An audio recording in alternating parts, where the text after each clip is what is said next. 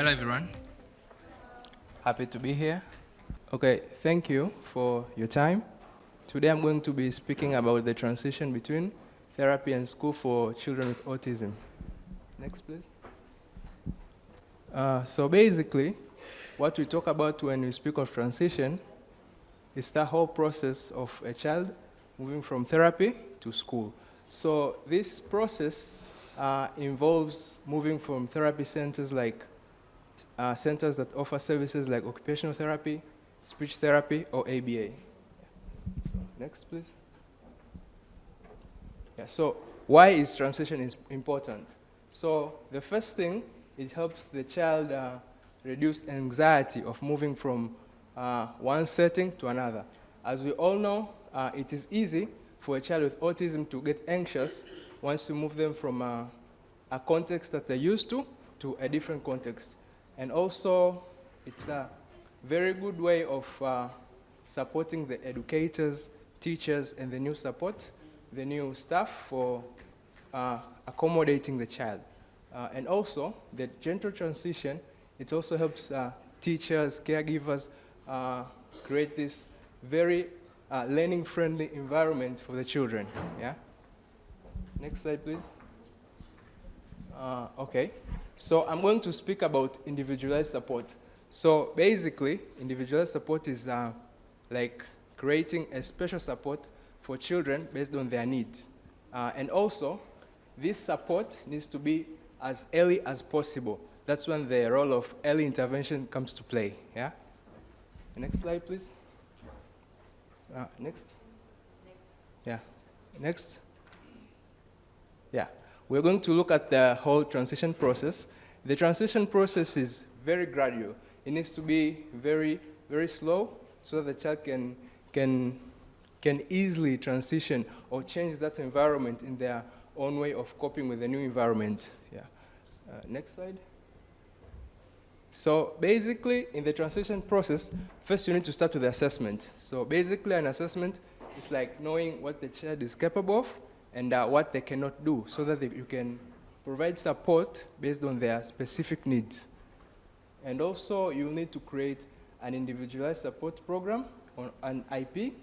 Yeah, I've heard about this a lot in today's session. So basically, it's that very unique program for the child, for the specific child, with specific and special modules that will help the child better function in school and get that and get what you're trying to teach them in school.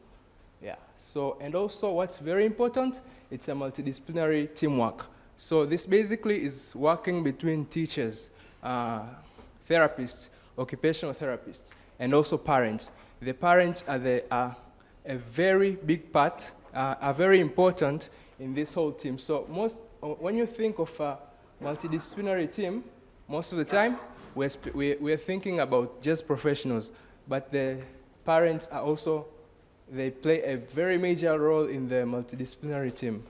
And also, you need to think about selection of the therapy program. If it's, let's say, for an example, it's a child that you're thinking of integrating them to a school setting, and at the same time, they need therapy. Not all children, you'll be able to integrate them fully firsthand. Some of them will need to do therapy while attending school. So what you'll be doing here is selecting a very specific therapy plan according to their needs. And also you'll think about schedules and routine. Yeah. So we all know that with children with autism, they function based on their schedule are very fixed. Yeah. Everything needs to be predictable. So from when you are arranging the therapy plan, the schedules, are they going to be coming to school throughout, or are they going to get in-house support for therapy? Are they going to be doing part school, part therapy? It needs to be consistent. It needs to be on a specific schedule. Yeah, and also training and support. This is more especially important to parents. Educators, the teachers. So basically, imagine this child is coming from therapy. The therapists know the specific needs of this child. But then when they come to the school, it is not easy for the new educators to exactly know what what support this child needs. So providing this training, like how to live with this child, like maybe for some children, they may experience some sensory overload in a loud classroom, or maybe if it's the whole environment, the colors in the classroom, or maybe if it's the schedule of the whole school, it might disrupt their learning capabilities. So providing training and support helps teachers know exactly how to help these children and support them. Yeah? And also, you need to monitor the progress. So the whole process of monitoring the progress, it's if you've been to a therapy center, you've heard about evaluations, time to time evaluations, where you get to know, like, you started this program, where the child is at this point. It may be a 3-month evaluation period, sometimes 6 months or a year, depending on the type of skills that you're training. So progress monitoring is basically telling you how good you're doing in your therapy plan, in the whole transition process. And also consistency. Yeah, I did speak about children who come to therapy while at the same time they're attending school. So with consistency, it's basically training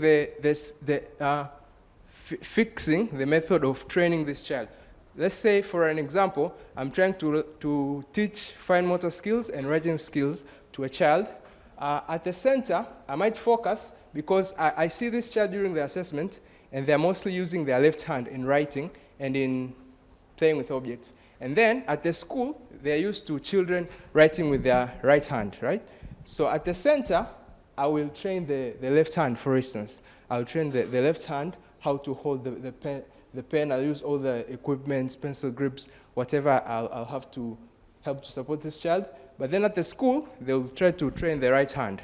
So you see there's no consistency in training the skill. So even the plan, the method of training this child in therapy, it needs to align with what you're teaching them in school. Yeah? Okay? And also, there needs to be close communication, because all of this is not possible if there's no communication between parents, between teachers, between therapists. So there needs to be like a very close network whereby they can share information, find new ways to help this child, and improve, maximize their functional potential. Yeah. Next slide, please. Yeah, so this is the whole, it's like a visual representation of what I was saying. First off, you have the assessment, construction of an IEP, and also you have the multidisciplinary team. You also have the selection of the therapy program, schedules and routines, training and support for staff members, progress monitoring, and also you have, can you bring up the last slide, please? Previous slide? No, the previous one. Previous.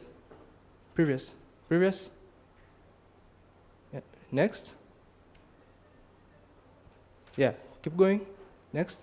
Yeah, transition planning. So transition planning will look at children who have not been fully integrated to the school yet. So you're trying to plan for that transition before they can fully integrate to the new setting. And also we have the consistency and the communication between the three parties. Next slide, please. Yeah, and also we need to look at signs that will tell you it's time for school.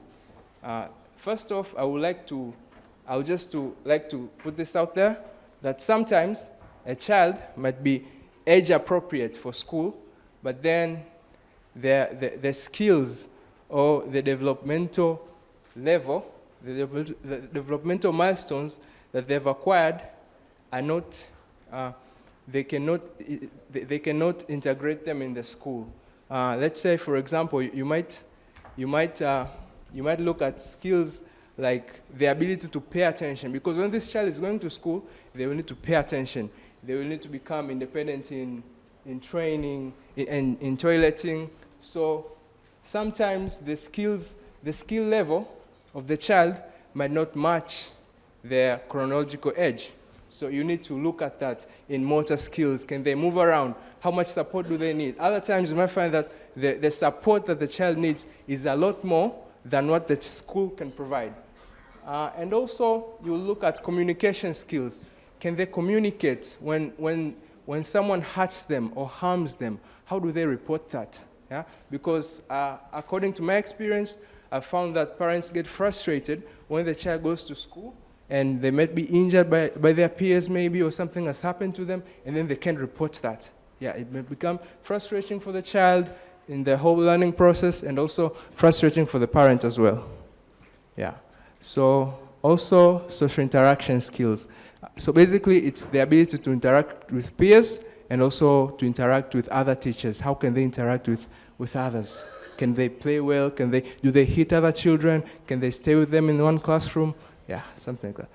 And also we look at basic self-care skills. So this basically, the most common one, I would say, it's toileting skills. Now, not all schools can provide that one-on-one support for children who are not independent in skills like toileting. So this is another very important area to look at when you're selecting you're thinking about doing the whole transition process for the child to be integrated in school.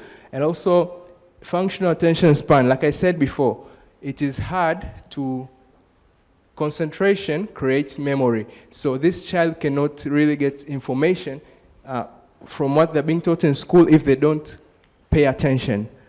And also behavior management. Behavior management is also a very important component in considering whether it's time for school or not, because there are times when you will need to instruct this child. Can they listen and follow what they're being told by the teachers and the educators in school? Yeah, so, and also sensory regulation, which also implies this is directed to the environment, the learning environment. Like when they sit in class, can they listen? Do they look at the pictures on the wall? Or maybe it's just the sound, the noise in the classroom disrupts them. Yeah, so you need to look like, what are the specific sensory needs of this child? Do they match the requirements or the skill demands for the school that you're trying to integrate them into? And also the parents' input. Like I said before, we mostly discard this, but I think the parents' input is the most important of all. Because come to think of it, the parents are the ones who spend most time with these children than as professionals and teachers. So you really need to listen, like, what's going on at home? How do they behave at home? When they get frustrated, what calms them down? Do they hit themselves? It's very important to get the basic information about these children from parents. And also, you need to prepare an individualized assessment report. So this basically is direct to the therapist. Your occupational therapist, or maybe it's a speech therapist or ABA, they may construct this for you. If you're a parent or if it's a school that needs such information. Yeah, so next slide, please.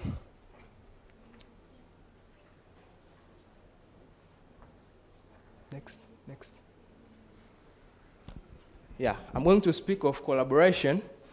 Basically, collaboration is important between us therapists, parents, and teachers, because through this we can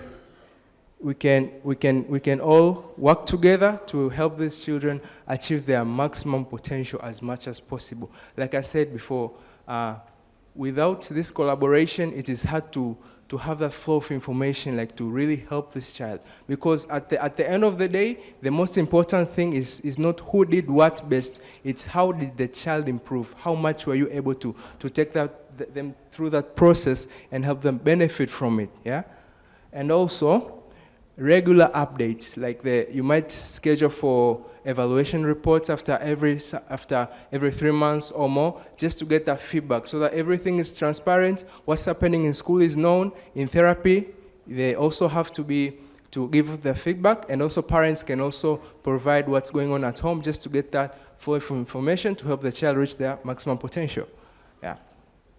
And also the evaluation process, this whole collaboration process also helps in readjustment. In therapy, we call it grading. Like when the therapy plan doesn't really help the child, we grade it. Like if they need a little more support, or maybe if we need to reduce support, they've reached a certain skill level. So these readjustments are very important, and they can only come about if you do these regular evaluations and collaboration between parents, teachers, and therapists. Next.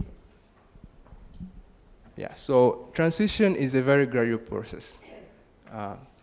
like I said before, some children are able to do therapy while at the same time they're in school. But some children will need an only therapy program for a very long time, and it is very okay. Because at the end of the day, it's not about really, it's about catching up with your milestones, but also choosing what's really helpful for this child. So sometimes we might recommend that they start with an only therapy program, at least for the first 5 years, depending on the skill level that you're trying to attain in this child. And also, like I said, they might attend part-time school initially while attending therapy. So the goal is just to give them that support that really helps them in regard to their skill level and what you're trying to achieve. And sometimes you might find that you take a child to therapy and you are able to take them to school, integrate them in school, but then they are not getting that, they're not achieving what you're trying to get them to achieve. So sometimes you might need them to, you might need to take them back to therapy full-time before they're reintegrated in school. Maybe they can't focus, or maybe the new environment is upsetting. Maybe you've been doing this for a very long time and it's not working, so you might need to take them back to therapy just for a little longer so that they can get the skills that will help them get the maximum functional skills. And also celebrating achievement. Like, it's normal, even for me. If I do something right, you clap for me, I'll be happy, yeah? So the same, thank you. So it's the same with children. No matter how we think that they don't understand us, just the smallest of applaud to a child. Like, from my experience, the biggest way to make a child love what they do, you're doing with them, is just to applaud them, just that. It really makes them happy. So celebrating achievements is not just important for us as therapists or teachers, but also to the child. You need to let them know that they're doing a good job. If maybe it's sensory issues, for an example, maybe they were able to cross that tolerance level in their sensory regulation. You need to just give them that clap. It's very important for them. Or maybe it might be an activity that they like. Just let them know that they're doing a good job. I didn't just focus this for therapists and teachers, but also the children. They really need this to help them cope. Yeah. Next slide. Yeah, so if you're going to remember anything in this presentation, I want you to just take note of this. These are the most important things. You need to know that transition is important because I can imagine a normal child, a child with no challenges moving to a new school, how stressful that might be. They might even become rebellious, like they might tell you, I don't have friends there, I need to make new friends. Now imagine you are taking a child with special needs from a therapy center, somewhere he's used to, where he's accepted, he's loved, there's no bullying and stuff like that, and you're taking them to a new environment. You need to bring about a special remedy just to help them cope with that new change, which is transition, yeah? And also, early intervention plan. The earlier you do this, the better, yeah? It just helps them become ready for school a little bit earlier, and also it brings about, like I said, it promotes positive and long-term outcomes. Because when we do transition, we're not just focusing on what they can do now, but we want what they are taught in school to stick. I've had parents integrating their school their children in school, but then they're complaining, like they might teach them this, and then after some time they've forgotten. So getting them ready for school in an earlier stage, it helps them. It helps you achieve those positive long-term outcomes. Yeah. And also, like I said, I've said this a lot of times because it's very important. I want you to also take this away, to take it to that close collaboration between parents, teachers, and therapists. It helps the children achieve their maximum functional level. This is from experience.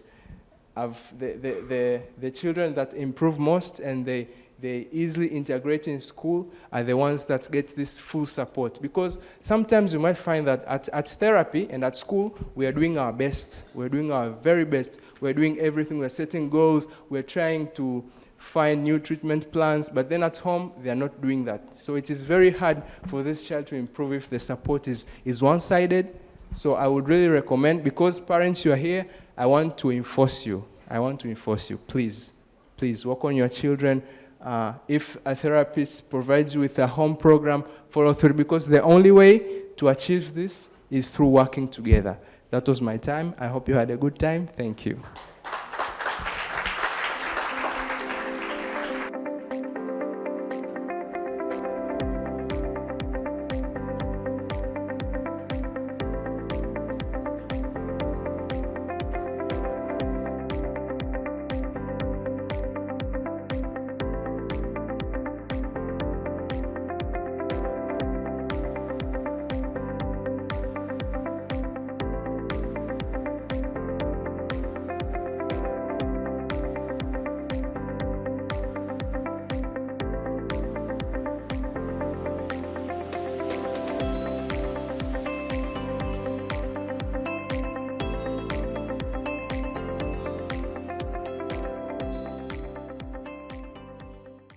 Good morning, everyone. I'm very honored to introduce to you Dr. Temple Grandin. Dr. Temple Grandin is an American academician, an animal behaviorist, and internationally renowned spokesperson for autism spectrum disorder. Grandin is one of the first autistic people to document the insights she gained from her personal experience of autism. She is currently a faculty member of Animal Sciences in the College of Agricultural Sciences at Colorado State University. Based on her experience, Grandin advocates early intervention to address autism and supports teachers and professionals who can redirect the children with autism in fruitful directions. She has been an outspoken proponent of autism rights and neurodiversity movements. In 2010, Temple Grandin was listed as one of the 100 most influential people in the world by Time 100, which named her in the Heroes category.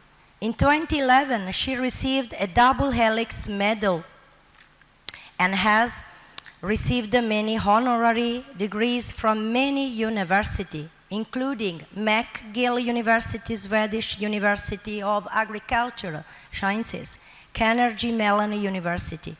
Grandin has been featured on major media programs. She was the subject of the Emmy and Golden Globe winning biographical film Temple Grandin. In 2018, Grandin as a feature in documentary This Business of Autism, which explore autism employment and the success story of autism employers. She has been written up in Time magazine, People magazine, Discover magazine, Forbes, and the New York Times. She is best known for designing the Hug Machine, which is a deep oppression gadget planned to calm extremely sensitive people, ordinary people with autism. Temple Grandin, thank you. Hi, I'm Temple Grandin. I'm a professor of animal science at Colorado State University. In fact, I've been at Colorado State University for a long time. And I have autism. I had no speech until age 4. And I was very, very lucky to get into some very, very good early education.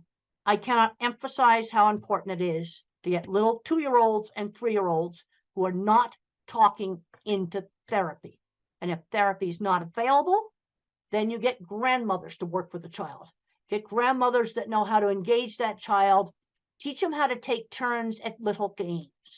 Let's say the kid's lining up blocks, then have the child take turns with you lining up the blocks. Also, you want to teach speech. I want to give you a hint. Slow down when you talk to these kids. Slow down and give the child time to respond. These kids are like a phone with bad service. You have to wait for it to download the web page. That's how these kids are. So I want to work on speech, turn taking at games, and then skills. Things like washing your hands, brushing your teeth, putting a shirt on, basic skills. And if you're getting good progress, the kid should like going to therapy. The child should enjoy therapy. And if therapy is not enjoyed, then you're pushing them into sensory overload. But I cannot emphasize it enough. You have little 2- and 3-year-olds that are not talking. You must start working with them now. Absolutely now. Now, my very first slide shows a picture of me teaching my class. I'm a college professor. And there's been a lot of issues about identity recently. And my identity is my career. I'm now 76 years old. I've taken my speaking engagement money and paid to put graduate students to the university. I have 3 that are now professors. Very proud of them. And so becoming a successful university professor and designer of equipment has really made my life worthwhile. The next slide talks about brain variability. Autism is a continuous trait. You can go from slightly awkward and nerdy to somebody who's nonverbal that may have severe epilepsy and mobility issues. It's a very big spectrum. And a brain can either be sort of more cognitive and thinking, or a brain can be more social, emotional. And in the mildest forms, it's a personality variant. The other thing I want to warn you about diagnosis is over the years, doctors have changed the diagnosis. Back in the 1980s, to get an autism diagnosis, a child had to have definite speech delay. And then in the early 90s, you get the Asperger's, where it was autism, no speech delay. And then in 2013, they merged it all together, and that's really made diagnosis difficult.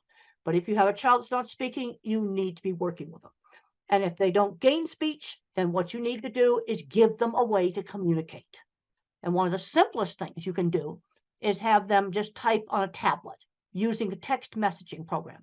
There's lots of old tablets around, and that can be used as a communication device, or a picture board where they can point to things, or sign language. But if you can't get the child to talk, quickly, then you've got to give them a way to communicate, because not being able to communicate is so frustrating. I can remember screaming when I couldn't tell my mother I didn't want to wear a hat. It was the most frustrating thing. Now, in the family histories of people who are autistic, you often have a lot more scientists and computer people. And then if you have bipolar, then you have more people in the arts. Now, a lot of famous people probably were autistic. Thomas Edison is shown on the next slide. He probably was autistic. And on my next slide, Einstein is shown. He had no speech until age 3. He would be in an autism program today. And he was one of the most brilliant mathematical geniuses of all time. Now, the next slide shows a picture of a launch pad. I am a real NASA geek. I really love this outer space. I wanted to go into aeronautics, but I couldn't do the math. But I love outer space. I got to visit this launch pad. Really, really cool. But there were a number of people working at NASA on things like building a launch pad and designing control rooms. They're autistic or dyslexic. When I was building equipment out in the plants, I worked with people that owned big metalworking shops that were probably autistic or dyslexic. They were the kids that were bad at math, but they could build anything. Now, the next slide talks about emotions being different. I have emotions, but the things I get emotional about is really cool stuff. Like getting to go to Cape Kennedy and watching a SpaceX launch. That was just the coolest thing. And then looking at live video feeds of some astronauts, going up to the space station in those really cool spacesuits. That's the kind of stuff that gets me turned on. And a lot of fully verbal individuals with autism don't have many friends. I'll tell you how to get friends. Friends who shared interests.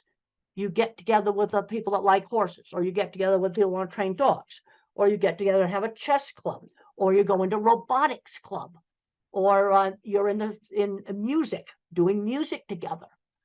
Friends who shared interests. I was bullied and teased in school, and the only places I was not bullied and teased was friends who shared interests. And for me, it was model rockets, electronics, circuit boards, and horses. Those were places where I had friends. For somebody else, it was something different. Now, I got very emotional. The next slide shows a picture of Saturn. We can skip over that. And then the next slide shows a little Voyager satellite. This satellite is really, really getting old. But There's an ancient old scientist, he's in his 80s, named Ed Stone. He is still communicating with it. Yeah, still communicating with it. I get emotional about that. Ed Stone is communicating with this ancient satellite. I think it's 40 years old now. And it's his life. You see, I can relate to that because it's just something so cool. The next slide shows the ultimate NASA geek out. I got to sit at the head controller's station and mission control for the old space program. It's a picture of me there. Now, the next slide I talk about, just don't get hung up on the labels. Too often, I'm seeing kids where you're getting too much into the label. They say, well, the kid's got a label, he's not going to be able to do anything. I've heard this over and over and over again. He's not going to be able to do anything. Even with some of the kids that have physical handicaps. They'll say, well, he can't walk. They'll never go to school. They'll never get a job.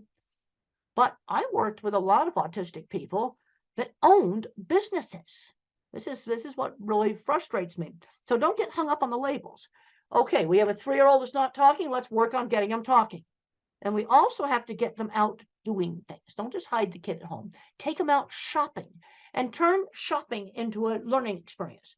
Well, let's talk about different kinds of rice. I know in India, there's all different kinds of rice, curry sauces and things like that. Let's let him pick out some of the things. Or you can say, well, Dad likes this food. Go get it off the shelf. Turn it into kind of a turn-taking game. Get them interacting, getting them to help with chores in the house. Now, I have grandparents. On the next slide, grandparents come up to me all the time, and they discover they're autistic when the kids get diagnosed, and they would be the milder type, probably with no speech delay. And where that diagnosis really helped that adult is it helped them with their relationships. That's where it really, really helped them. Because then I had a lady come up to me at the airport, and she said to me, well, that my book, Thinking in Pictures, helped her understand her engineer husband. There's my book, Thinking in Pictures, my old autobiography, Thinking in Pictures. She now understood her engineer husband, who now that she had found out that about autism. You know, these kind of things are coming up all the time. But I'm seeing too many kids today ending up playing video games all day, and they're not doing anything else. They're not working in the video game industry. And I don't recommend the video game industry because a lot of that work's going to get replaced by artificial intelligence. I'll tell you the work that's not going to get replaced. Kinds of stuff that I did. Fixing motorcycles. That's not going to get replaced. AI is not going to do that. Hands-on jobs, a nurse, somebody who's a very good motorcycle mechanic. That's not going to get replaced by AI. And since I've been traveling really heavy now, I'm seeing lots of elevators that need fixing. And AI is not going to fix elevators, and elevators are not going to go away. So I'm going to tend to really emphasize the hands-on jobs because those are the jobs that AI will not take out. It's going to take out some programming jobs. Now, the next slide shows me standing in front of the vehicle assembly building. And I got really, really, really emotional because that's the most fantastic thing that us old folks did was go to the moon.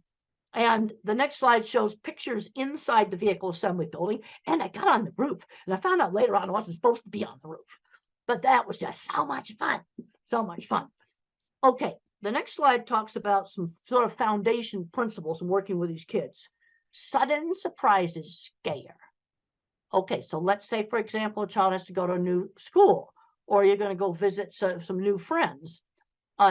Maybe you show some pictures of their house. You show some pictures of the school. So it's not such a surprise. Okay, let's say they're going to travel on an airplane. Well, let's look at videos of airplanes. Maybe go to the airport and watch them take off. You want to reduce the surprise factor. The other thing you need to do is stretch these kids. We don't force them into something where they're going to get into sensory overload, but stretch them and then give them some choices. Well, we could do this game or that game. We could go to this store or that store. You give them some choices, and we've got to limit the amount of time they're spending just tuning out on phones and other electronics. Now, don't recommend it, banning it. Don't want to ban it. But what we need to be doing, an hour a day is plenty. The next slide shows just a picture of a really, really good teacher. And a good teacher knows how to kind of gently engage a child without causing sensory overload. The next slide just emphasizes the importance of turn taking in a game. And if you were to use a game that's on a phone, I want one phone physically passed back and forth. Physically pass the phone back and forth. So it's a true interaction. Now, the next slide talks about teachable moments.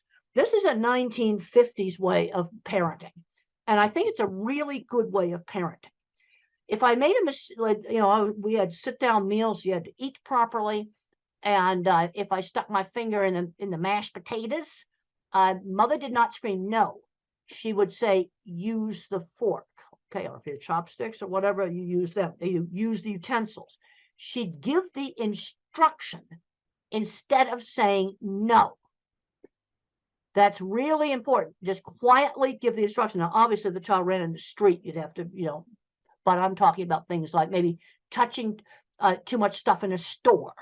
You might say, only touch the things that you're going to buy. You give the instruction quietly. Okay, the next slide just talks about limiting video games. One of the things we've got to avoid is these kids just becoming recluses in their room. But then on the other hand, due to problems with sensory, and sensory problems are real, some of these kids need some time just to calm down, just some time to chill. And that is okay. But some of the recent research going on with the social media use, again, I don't want to ban this stuff. Some kids play a video game where they can talk to friends. That I don't want to take away from them. But they can't be doing this for 10 hours a day. That's something that just cannot be doing. The next slide talks about just providing some choices. So you might say, well, you could do robotics, or you could do soccer, or you could be in a theater group, or you could be in the school band. You could do karate's. Cub Scouts is an American program for kids where they learn camping and other skills. So we're going to get out and we're going to do things, but you give them some choices. Now, the next slide shows a little child blocking his ears. Sensory problems are real. That's part of autism. And one of the ways to help a child that's afraid of something that's really, really noisy is to let them control it. Hair dryers, vacuum cleaners. Let the child turn that thing on and off where they control it. And I've talked to several families where the vacuum cleaner went from those hated fear thing to the favorite toy when the kid could control it. Same thing with car horns. Let the child beep it. Now, if some kids wear ear protectors all the time to block out sound, if you wear those all the time, sound sensitivity will get worse. That is something you do not want to do. But to give you control, you can have those headphones with you all the time. Have them with you. They can be around your neck. They can be on the top of your head. Have them with you. And then you only wear them when you get in a really noisy place like the train station. Okay, so if something really noisy like that, you wear the headphones. But the rest of the time, you have them off. But you have them with you. You see, this control is so important. And then another thing we have to be looking at is problems with flickering on LED lights. Some LED lights flicker. I just found out one of my students who's not autistic, but sensitive, that our beautiful new lecture hall has lights that flicker.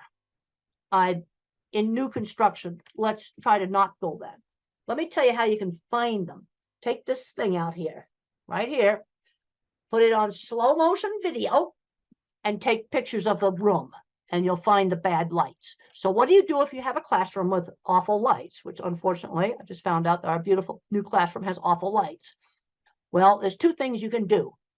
Put the desk over by the window, or go find an LED that does not flicker.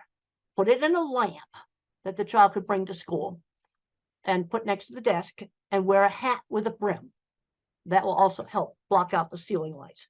Just want to try to give you simple stuff that you can go. Now you can skip over the slide here about the headphones. We already talked about that. The next slide talks about sensory perception and autism. And these sensory sensitivities are part of the neurobiology of autism. And they're very variable. Like, I do not have visual sensitivities. I teach classes in this classroom. I didn't see it flicker. You see, this is where autism is so variable. One individual or adult will have problems with lights flickering. Also, you can get it in some dyslexics, not all of them. Also, some head injuries too can also give problems with lights flickering. But sensory problems go with it. Then the next slide talks about just checking for deafness. Auditory threshold's normal, but there's a problem with auditory detail. It's very important when you're teaching these kids speech, slow down when you talk to them. Because when the parents talk fast, blah, blah, blah, blah, blah, blah, just want to blabber, you got to slow down when you talk to them. Give the child time to respond. They're like a phone with a bad connection. Give them time to respond. And even though the threshold for hearing a faint sound, if let's just give an example. If I said the word dog, maybe the child just hears oh. So when my speech teacher worked with me, they'd go dog, and then they'd go dog, really slowing down and enunciating the sounds. Now, there's 3 basic ways that speech can have problems. I had problems with hearing auditory detail. That's an auditory processing problem. Then I had problems with getting my speech out, almost like a stutter. But now the next slide just talks about echolalic kids. Echolalic kids are the ones that will recite TV show and movie scripts, things that they've listened to over and over and over again. But the problem is they don't know what the speech means. They don't know what it means.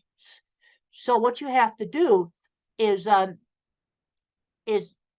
find some lines from that movie that you can put in a real situation. I was just up in Canada, and a teacher told me that this little boy sung on Yellow School Bus, something he'd heard, Yellow School Bus. And I said, that's an easy one.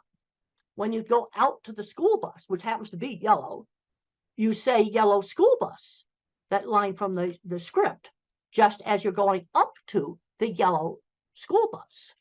And you've taken that out of the script of some, kids program thing that they've played over and over again. And it tends to be something they've played over and over again that they pick up these lines from. The next thing I talk about is attention shifting slowness. You see, if you're a phone with only 1 bar of service or a computer with a very small processor, it's hard for me to multitask. It's hard for me to switch attention back and forth. This is why multitasking jobs can be so difficult. Like a busy takeout window or a very busy restaurant where they just have to dish out a lot of orders all at once.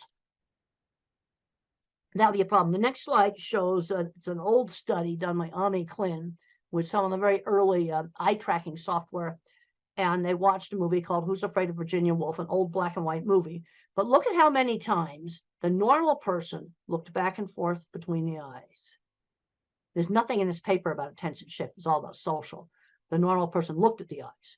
But I looked at this, the autistic's trying to read lips and the mouth, and look at how many times the so-called normal person has shifted attention compared to the autistic. This is the best picture I have gotten, this ancient old paper on attention shift.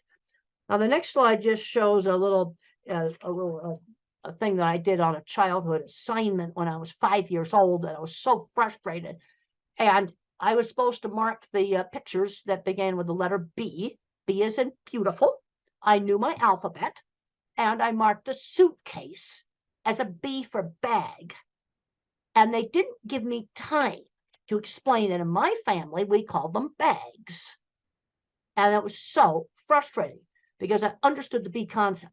The next slide shows how some people that have visual processing problems can actually have images break up. And this is a slide from some of the people with migraines also have some of the similar things.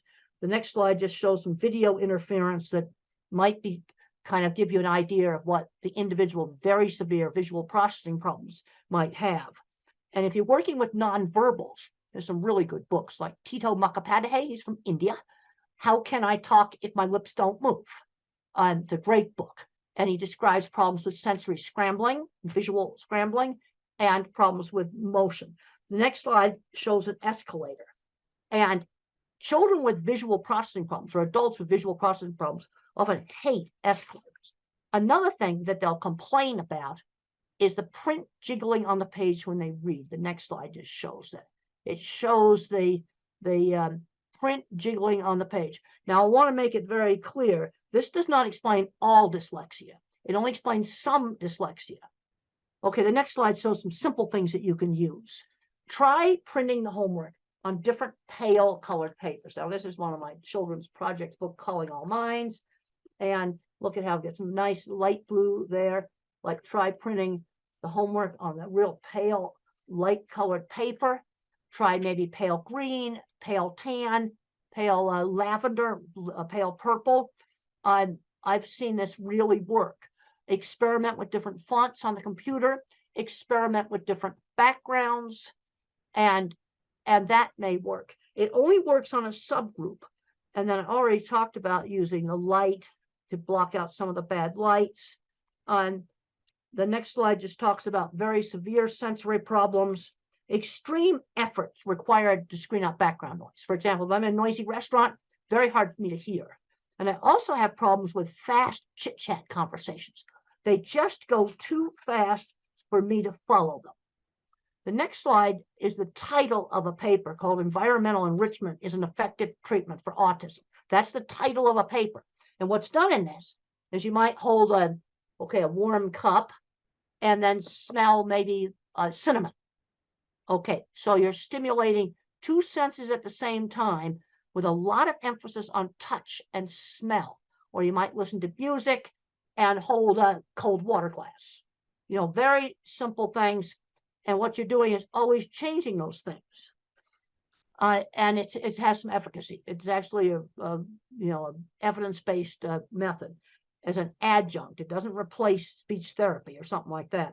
Next slide are some of the really best books written by individuals who do not speak, but they have a good brain inside there. And my favorite is the one from India, Tito Mukhopadhyay, How Can I Talk? My Lips Don't Move, is my absolute favorite. It's available on Amazon as an ebook. These are all available on Amazon in ebook format, which makes them easy for you to get. And if you're working with a child that does not learn to speak, these books, you must read these books. You know, they're wonderful books, and you'll really understand. The next slide just shows some brains. And the thing is when you hear a word, you see a word, think about it, different parts of the brain turn on. Now, where we've got a problem in the brain is lots of times with the interdepartmental communication between these different parts. The next slide just shows, next two slides just show some really cool brain scans that were done on me of the interconnecting circuits. And then we can go down to one that says axon projection field much less organized. One of those is mine, and the other one is a so-called normal one. And this explains why I had problems with expressive speech. I had less fibers for speak what I see. The next slide just circles the less fibers. And then on auditory, I got just a little tiny one. I'm not auditory. The thing I can't emphasize enough, it's showing in the next slide, there's a three-dimensional drawing drawn by an autistic child. Develop the kid's strengths. And this is something I really emphasize in one of my newer books, Visual Thinking, The Hidden Gifts of People Who Think in Pictures, Patterns, and Abstractions. Work on the strengths. So how do you figure out what a kid's strengths are? Well, visual thinkers like me like to build things, and we like to do drawing. Art and mechanics, those two things go together. You might have another kid who's mathematical. Then move that kid ahead in math. Or another kid that loves verbal facts. These are history lovers. And move them ahead in the thing that they're good at. The next slide just talks about my ability in art was always encouraged. And I was encouraged to do lots of different art. Because a lot of these kids just want to do the same anime character over and over and over again. And people get bored with that. No, we need to be broadening it out. I would draw a horse head. Let's draw the whole horse. Now, the next slide just shows how I see movies in my head. Everything I think about is a picture. Where the mathematical find things in patterns, I think in pictures. Also, really pay attention to detail. I've got a picture there of eclipse shadows through a tree. And being a visual thinker, somebody who really thinks in pictures, this was really an asset for me in animal behavior, because I looked at what the animals were looking at. That's what I did. Other people couldn't, that think in words. They couldn't understand, why would I want to look at what cattle we're looking at? That's kind of ridiculous, but it's important. Next slide just shows seeing a car through the fence, picking up little details in the environment. Animals live in a sensory-based world. They don't live in a word-based world. They live in a sensory-based world. Next slide just talks about some things that have been learned about autism on auditory capacity, much really good pitch discrimination, hearing unexpected sounds. The next slide just shows a curved cattle handling facility. Being a visual thinker really helped me in my work. It was really, really good. The next slide shows how they recreated one of my projects for the HBO movie. And one thing about the HBO movie, Temple Grandin, that is available from the streaming services, it shows how I think visually. It is absolutely accurate on how I think visually. Next slide just shows starting my career in construction and design. And mentors are important. My mother, my speech teacher, my third grade teacher.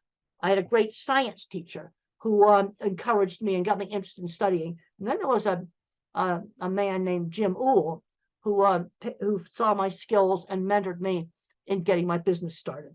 And the next slide just shows one of my drawings.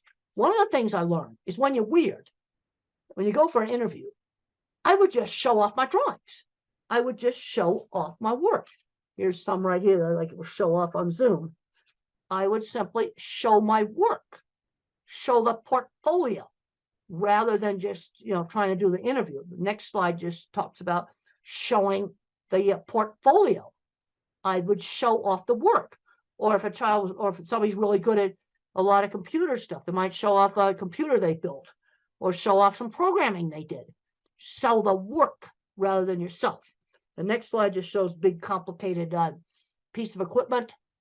Yes, I worked with people that had autism that built these things. This is what gets me very frustrated as I go back and forth between the educational world and the autism world and the industrial world. We have a big issue right now with skill loss. We don't have anybody to fix the elevators. They're in the basement playing video games on an autism diagnosis. Next slide just shows some people looking at it, and just mentioned that there was a lot of autistic people that I worked with that owned shops. But one of the mistakes that's been made in a lot of countries is taking the hands-on classes out. And I discussed this in my book on visual thinking. It's one of the things I discussed in my book, Visual Thinking. I discussed, the skill loss we've got on taking those hands-on classes out, because that person that's super good at fixing that elevator may not be very good at algebra and math. I still never passed an algebra class. Now, I didn't know that I thought visually until I was in my late 30s. And I'm going to show you how I found out. I realized this is one of the slides. I realized my thinking was different when I asked people to think about church steeple. Okay, why did I pick that out? Because it's something prominent in the environment that you don't own. Most people could see their own car or maybe see their own house if I ask them about it. So I say, think about a church steeple. How does it come into your mind? Now, visual thinkers like me see them come up as individual pictures and name off where they're located. Where somebody that is very, very verbal may just see two lines. This was a shock to me. They might just see two lines like that. That's all they see. And then these flash into my mind like Google for Images. I've got a whole bunch of slides here showing off individual churches. And then you've got different types. You've got great big cathedrals. You've got small. I can then, as I see more of them, I can sort them into like chapels versus cathedrals. And then I get into some slides that show that I have a huge visual thinking circuit in my brain. Huge. That's why I'm a visual thinker. Okay, then in other countries, instead of steeples, you can just use mosques. Same thing. It's out there in the environment. You can see the minarets. They're different. I've looked at them. They're different. Be the same thing. But it's not something that most people pay attention to the same way they would their own. They'll think about a house. Then you might see your own house. That's why I don't ask house. So I got two slides there showing my big visual thinking circuits. Then I got a slide where it shows like working memories pretty well shot. This brings up another accommodation that can save a lot of jobs. And it says, use a pilot's checklist. The slide that says that. I cannot remember long strings of verbal information. You know, let's say it's something simple like cleaning the ice cream machine at McDonald's. Well, I need a checklist for the take apart steps, just like a pilot's checklist. Cleaning steps, 1, 2, 3. Reassemble, put it back together steps. Because if they just go yak, yak, yak, yak, yak, yak, I can't remember. I have a terrible working memory, and I need an external working memory. And there's many, many jobs where using a pilot's checklist format would save a lot of jobs. Just let them write down the steps, and you can look pilots checklists up online. And on for a big airliner, you might have 100 items on the checklist. They don't throw 100 items at the pilot. It's chunked, pre-taxi, pre-takeoff. It's put into different parts of the flight. That'd be similar to the take the ice cream machine apart, then clean it, then put it back together. But there's a lot of situations where using pilots checklists would save a lot of jobs, because employers will go, oh, I want to show them how to do that. He's stupid. Well, this is where I need that external working memory. The next slide is a super important slide on the different kinds of minds, which is a major theme in my book, Visual Thinking. And the correct name for my kind of mind is an object visualizer, because everything I think about is a picture. And the kinds of stuff that we're good at, art and mechanics, because you can see how things work. Art and mechanics, also photography, but that's what we're doing good at. Horrible at abstract math. I worked with people that owned shops that were designing and patenting all kinds of equipment that couldn't do algebra. You see, this is where the hands-on mechanical genius, it's a different kind of mind.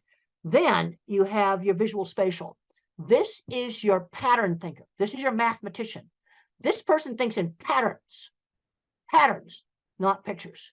They're going to be your chemists, programmers, physicists, things like this, things with math. And then you have the person who's a verbal fact thinker. They think almost completely in words.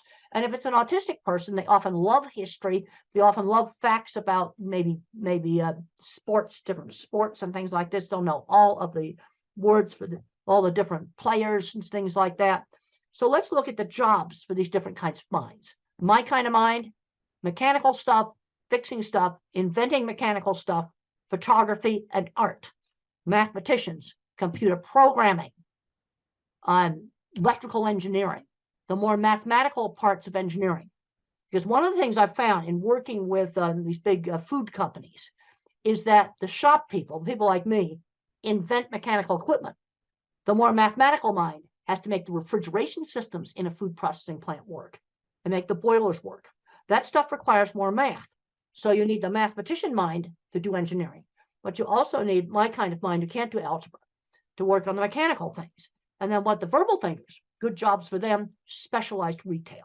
There's been some really good successes in selling cars, selling specialized business insurance, selling sporting goods, where they're recognized for their knowledge of the products, you know, selling phones, and not try to sell somebody the most expensive phone, but sell them the phone that's right for them. Because where we're really falling down is on the job front, getting them into jobs. Let's start off with chores for little kids, 11-year-olds, maybe helping out at a fruit stand or, you know, some little market stall, doing a job at a community center, walking dogs for people. I want them doing something on a schedule outside the home. Really important, because the moms often tend to overprotect. Is that they're legal age, they need to get a real job. And you need to just figure it out in the neighborhood. This is one thing I've noticed when I've gone to a lot of countries, there's a lot of little tiny small shops. And I drive by those shops and I'm going, oh, that little clothing store would be perfect for this autistic girl to start doing some work in. And you just set it up in the neighborhood. Mother did that with me. When I was 13, she got me a little sewing job with a local seamstress who worked out of her home. It was just something done in the neighborhood. But they've got to start learning how to do things outside the home. This is really, really important. So we start making that transition to work before they graduate from high school. I cannot emphasize this enough because work skills are not the same skills as academic skills.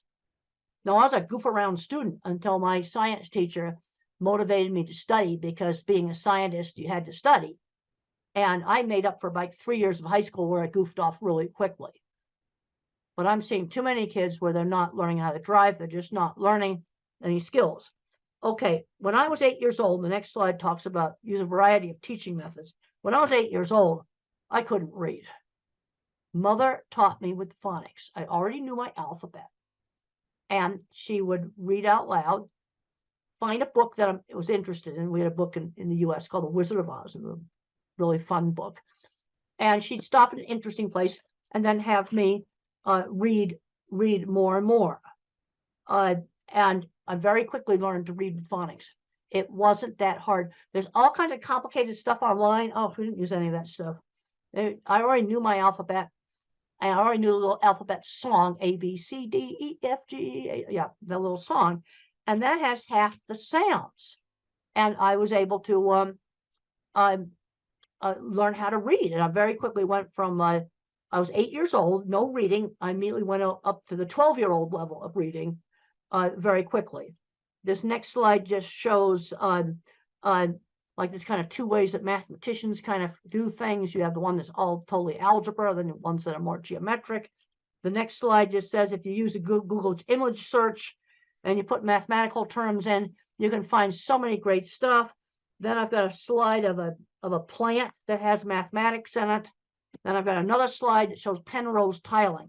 That's what Stephen Hawking used.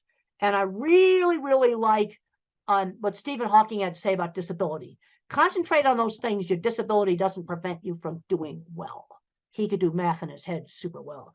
Next slide just talks about getting interesting magazines and things in the school library, fractals. I've got a whole bunch of slides here that just show cool, interesting stuff. Then there's a picture of me with a horse looking at me sawing a board, and friends who shared interests. A lot of kids aren't doing enough hands-on things. AI is not going to take away hands-on jobs. You're still going to have a nurse in the hospital. That's not going to go away. There's a lot of jobs like that, and jobs fixing things, mechanical devices. Yeah, there's a lot of things that 3D printers can do, but guess what? Somebody has to fix the 3D printer because it's a mechanical device controlled by a computer. And the next slide just shows some kids today, they don't know how to use a ruler. They don't know how to put a hose on a faucet. The next slide just shows a beautiful rainbow. So when I think about really abstract stuff like, okay, religion, I kind of look at that rainbow. It's so beautiful. I also have a picture behind me of the deep space field in the Hubble telescope, and it's got thousands of galaxies out there. You know what's interesting about that? The scientist who did that pointed the Hubble at nothing, and he found all the galaxies. Let's talk about the next slide about bottom-up thinking. Okay, verbal thinkers will get a top-down concept. Like maybe let's have a inclusive classroom, for example. All right, that's a good thing to have. I want to see autistic kids mainstream into a regular classroom. But how do we do it? Bottom up, I'm thinking specifics. Okay, the LED lighting issue and the flickering. Bullying has got to be gotten under control. Those are two things we have to do. Using the pilot's checklists would be another thing. You see, those are specific things that you could do to make a classroom more inclusive. The next picture just shows autistic kids sorting different things in his mind. And my mind's like a spreadsheet. So when I was a little kid, I said cats are smaller than dogs. But then when our neighbors got a little tiny dachshund, she was the same size as a cat. So I had to find other features that she shared with dogs, like barking, the dog's smell, and the shape of the nose. Now, the bullies used to call me tape recorder, and I've got a picture of a 1960s antique tape recorder there. And I didn't know why they were calling me that, because I'd always used the same phrases. But then as I got out and I did more and more things, then I got less and less and less like a tape recorder. Okay, teaching number concepts and generalization. Okay, count a variety of different things. Teach fractions, maybe cut up on, cookie into 4 pieces. Teach fractions. To teach concepts like up and down. if you go down the stairs, the plane went down and landed. I put this cup down. And you want to show several different examples, because if down was only related to the stairs, I think it only applied to stairs. So I've got to give different things where I use the concept of down. And then the brain pictures there just show that looking at things is more interesting than people. Yep. I get really turned on about things like the scientist who had the guts to point the Hubble at nothing and he found everything. The other scientists thought it was stupid to waste the expensive observing time on looking at nothing. Single most important picture that telescope took. Okay, the next slide is just more stuff on friends who shared interests. We've already discussed that. And the next thing on 1950s upbringing, this is where there was some things, social things, at least in the US, were taught in a much more structured way in the 50s. Turn taking at games, being on time. That was drilled into me. And I think we had a big, huge school clock that was this big. And every time the second hand went around, the minute hand did one click. I could see it. I think, and you can get these electronic ones, battery operated versions of these clocks. They still exist. Help with time. And then sometimes you got to do an activity you don't really like because somebody else in the family wants to do it. That gets back to turn taking. The other thing that really helped me, and it helped a lot of kids in the 50s, is party hosts and hostesses. In the 50s, when we were 7 and 8 years old, we had to dress up in our good clothes and we had to pass the snacks around, greet the guests, be little hosts at the parties.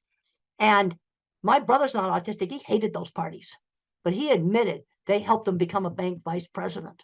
Because I just read in the Wall Street Journal just the other day that college students are just scared to death to go up and talk face to face. Those parties were important and they're an easy thing to do and they don't cost anything.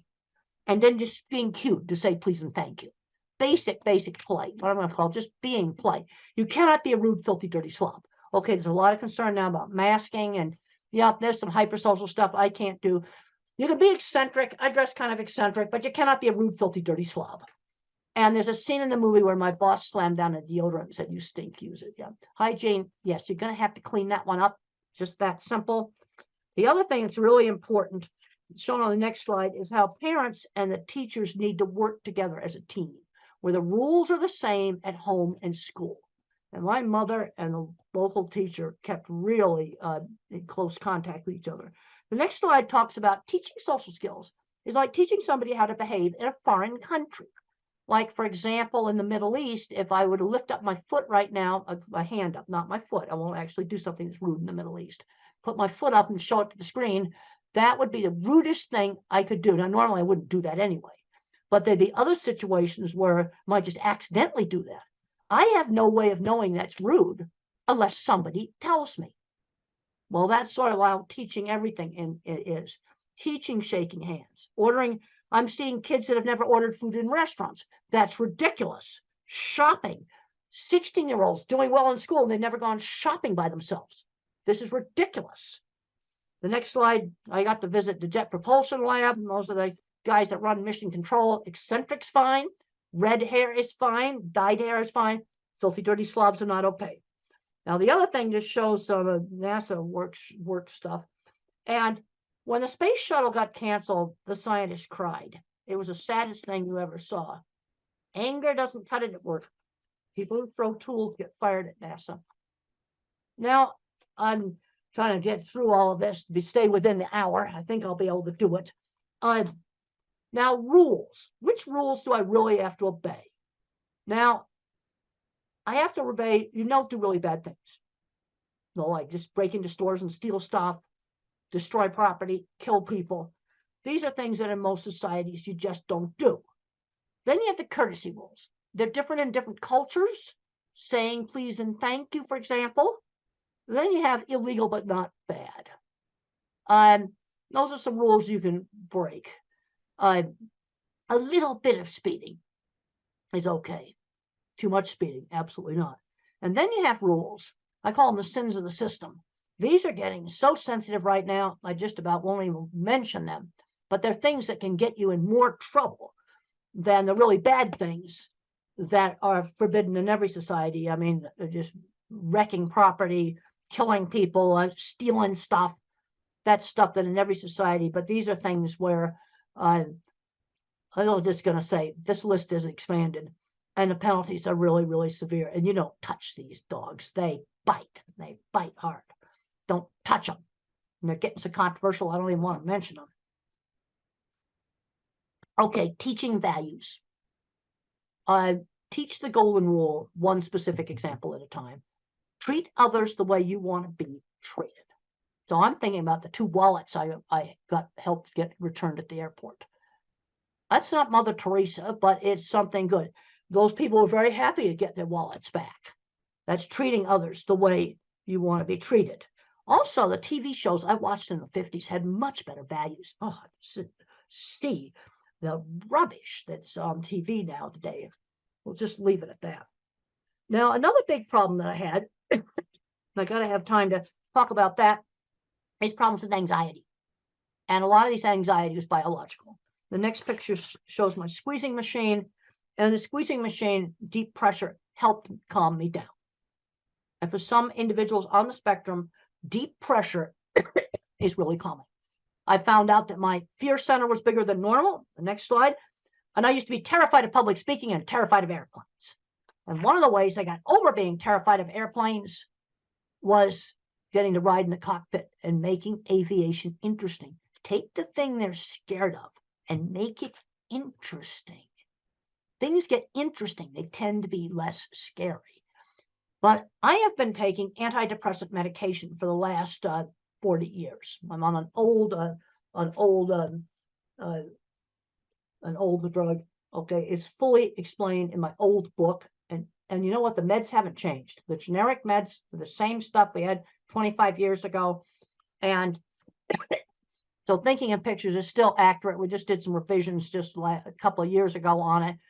And if you're thinking about, especially for a teenager or adult taking medication, I'd recommend reading a chapter that I call A Believer in Biochemistry.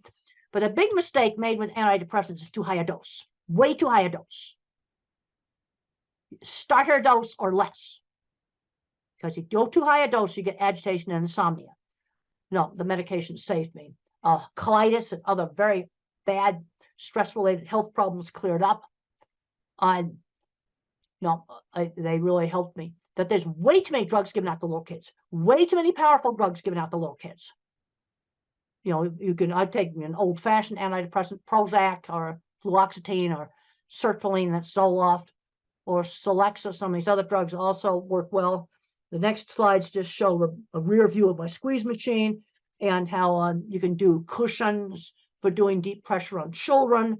There's another slide there showing swinging a child. And sometimes when you swing a child or when a child rides a horse, they say their first words because of the rhythm.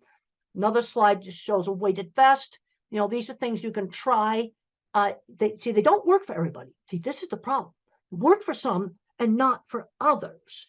But if you work on kind of desensitizing to touch, that can be really, really helpful. You see, I could control the squeeze machine. Let's get back to this whole thing of control.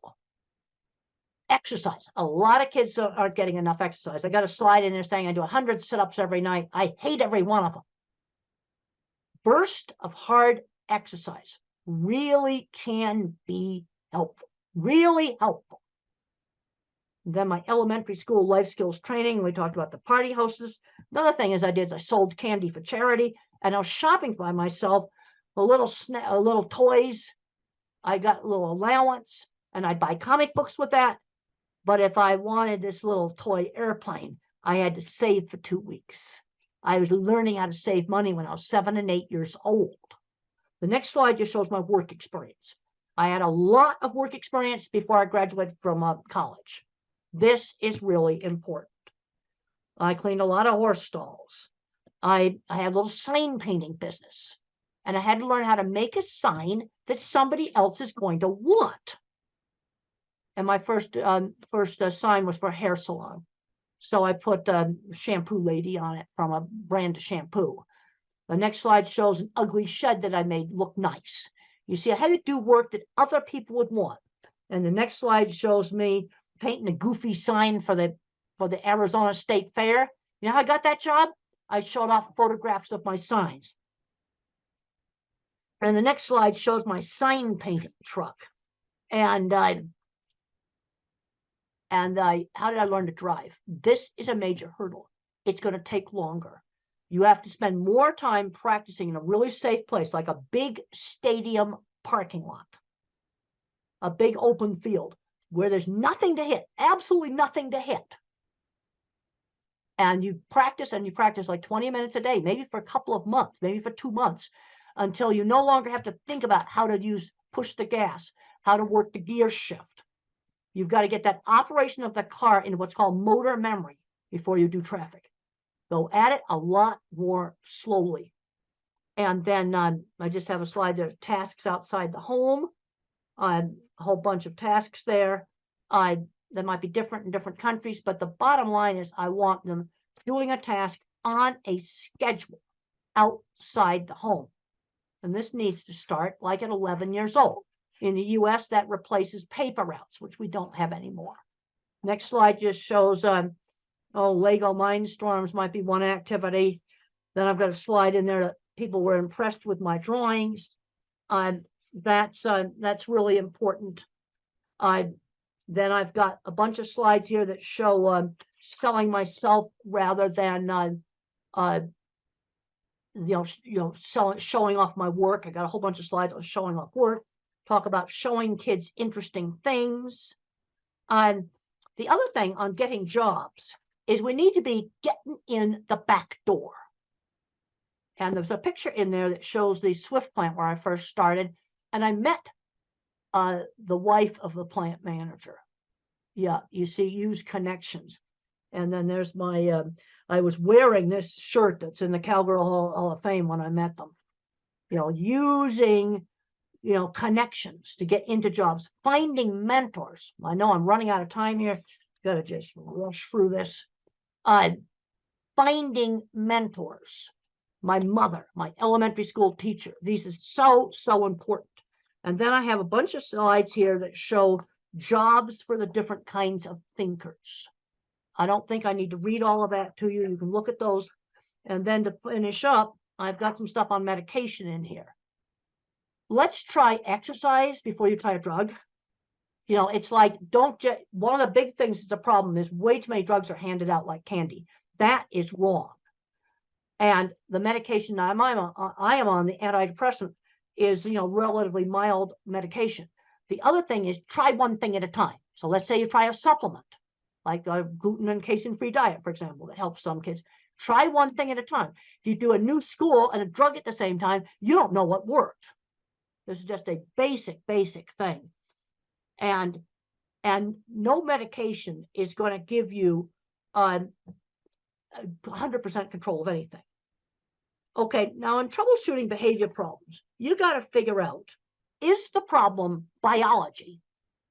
Because you might have a nonverbal person that doesn't speak, and they got a stomach ache, and they can't tell you about it. That's going to make a lot of behavior problems. That's biology. Or maybe there's certain loud sounds bothering, or that's biological. Now, behavioral, sometimes you do things to get attention. The whole frustration with not being able to communicate is huge, but I have kind of a little troubleshooting list there of things to try to, especially with nonverbal clients.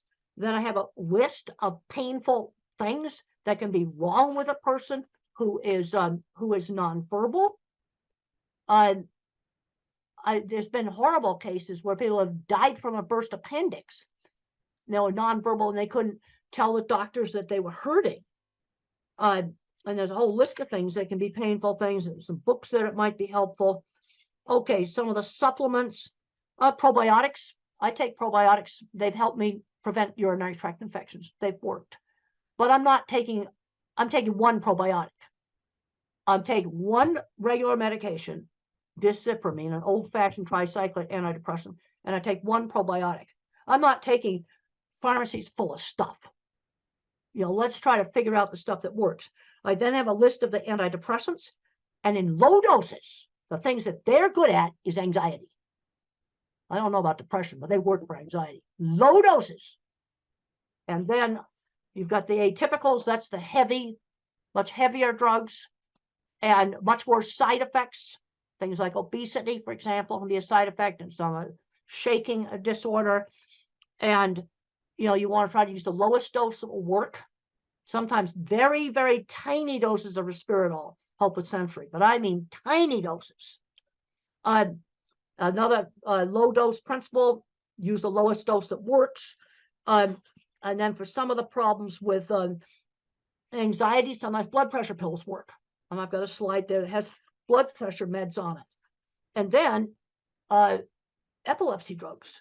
You can sometimes get outbursts that are actually psychomotor epilepsies, and they're completely random, completely random. They can be calm listening to music and have an attack, and we treat it with epilepsy drugs. So that's kind of getting near the end of this. Look up interactions. I'm finding that, you know, let's say you're taking 4 different medications, make sure they don't interact with each other. And you can look that stuff online. It's readily available. But there's a tendency sometimes to just, okay, we got one little problem, we just throw another drug at it. That's wrong. But on the other hand, I'm not anti-drug, because I think this medication saved me that I'm on. And I write about it in this book. And even though it's 27 years old, it's still accurate, because the generic stuff's still the same. And I'm taking a probiotic that prevents urinary tract infections, that the doctors could figure out how to stop my urinary tract infections. Now I just take it. They gave me antibiotics to clear it up, and then what the probiotic does is it prevents it. And that's worked for me. Now something may, but that's 2 things. That's not shelffuls of stuff. Well, I think we've run out of time. I had an hour, and it's been wonderful talking to you by video. I think we've covered a lot of stuff, and it's been great to be here by video. And I want to thank the hosts there for staying on and letting me talk to you, because I do a much better talk when I got people there I can see and talk to. Okay, thank you.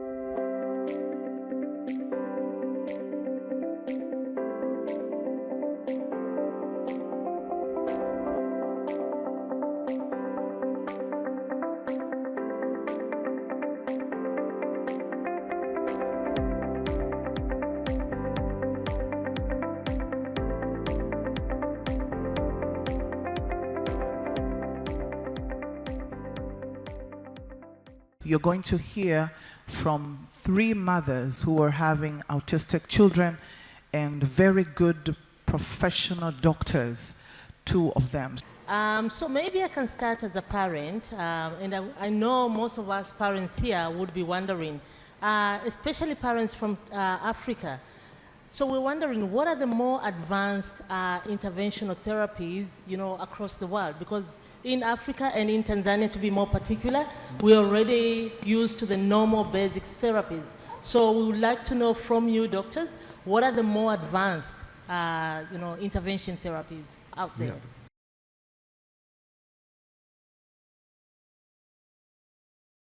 Thank you, Sarah. So I think you want to know about the rehabilitation therapies. Exactly. So as we know that the pillar stone, or the basic conventional treatment for autism is neurorehabilitation, and that's the foundation on which the whole treatment for autism or cerebral palsy or intellectual disability basically leans on. So of course all of you know about occupational therapy and speech therapy, and we also do physiotherapy as well as special education and ABA therapy. So these are very important and have been tried and tested for many years now. But what we also have, especially in India now, we have aquatic therapy. So aquatic therapy is, children love water, right? So basically if you make them like swim in water or do specific therapies in water, they calm down better and it helps them concentrate better, their coordination improves. So coordination is one of the major issues in children with autism. So aquatic therapy has a big role to play in a comprehensive part, as being part of a comprehensive treatment for autism. Apart from that, of course, sensory integration integration therapy. We are aware of sensory integration therapy as a part of occupational therapy, but it's a science in itself because the information processing is a problem in children with autism. So sensory integration therapy, then art-based therapies, animal therapy. I think it's a beautiful therapy. Children are very sensitive and the animals are so sensitive. Like we have trained dogs and horses are a very good medium who sense the children's despair or their moods very well and help them settle down, and they work together beautifully. So animal-based therapy has come up as a part of, as one of the treatments for autism. So what we believe in India and in Eurogen is that it's important to do teamwork. So everyone working separately, you will achieve a little bit, but when you work as a team, together everyone achieves more. So comprehensive holistic rehabilitation, which happens together under one roof, would be the ideal situation to get treatment for children, and especially parents understand the importance because they are going from one place to another to get rehabilitation from different people, trying to squeeze in everything in one day. So comprehensive holistic rehabilitation under one roof which combines conventional rehabilitation with advanced rehabilitation treatments like aquatic therapy and sensory integration therapy, along with ABA and speech and special education and art-based therapy and animal therapy would be the best combination, we believe. Thank you very much. Thank you, Dr. Nandini. That was very well answered. But to answer your question, what is required, as Dr. Nandini said, is comprehensive rehab. In autism, the children require occupational therapy, speech therapy, behavioral therapy, psychological therapy, special education, art therapy, aquatic therapy. They require a combination. What happens in most parts of the world, you will have an occupational therapist who will only give occupational therapy. Then you have a speech therapist who will only give speech therapy. And they don't work in isolation. What we've realized over the last 15 years of working in this field is you need a combination. So there is a need for centers where all of this can be provided together. Honorable Mr. Mulil was asking what we can do from a district level. What is required is facilities where all these therapies are available in one place. Also, when we are looking at this, we should not look at urban areas only. We have to think of the rural areas as well. And in India, what we have found is one of the best ways to work on this is to train the local village workers, local workers. They may not be professional rehabilitation therapists, but they will provide the basic care that is needed. So a structured rehabilitation program which has all the specialities is the need of the hour. And the important thing in this is this does not require infrastructure or money.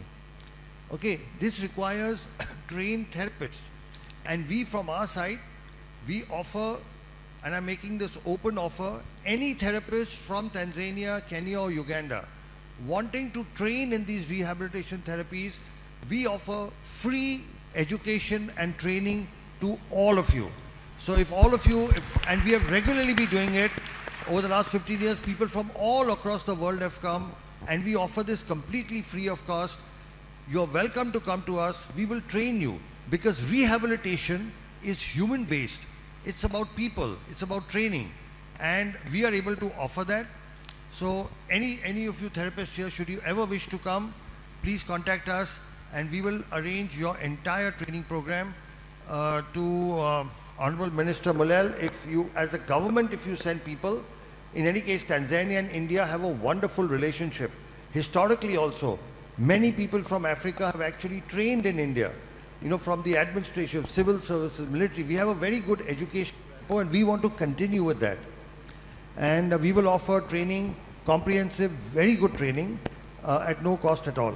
So this way we can improve the basic of this thing, and we are also willing to conduct training programs here. We've already conducted several training programs. We've conducted in Kenya huge one-week programs where our people, so in case it's not possible for people to come, we come and train again at no cost at all. From the actual practical training, we give literature, books, lectures, and make it a very comprehensive program. So that, I think, will be part of our Tanzanian-Indian partnership as we go ahead. Thanks very much, Dr. Sharma. I think, one, I like the assurance that you can train, your institute can train our therapists. I think that's very positive for us as parents and as professionals. Thanks for that. And I'll ask Madam Kate to go. Yeah, me as a parent, I already know like what are the autism physical symptoms. Like my son would run around the whole time, like flapping hands or having repetitive behaviors, playing with keys and all that. Do we really know what is happening in that child's brain? Is there any way you can tell us how can we know what is happening in this child's brain?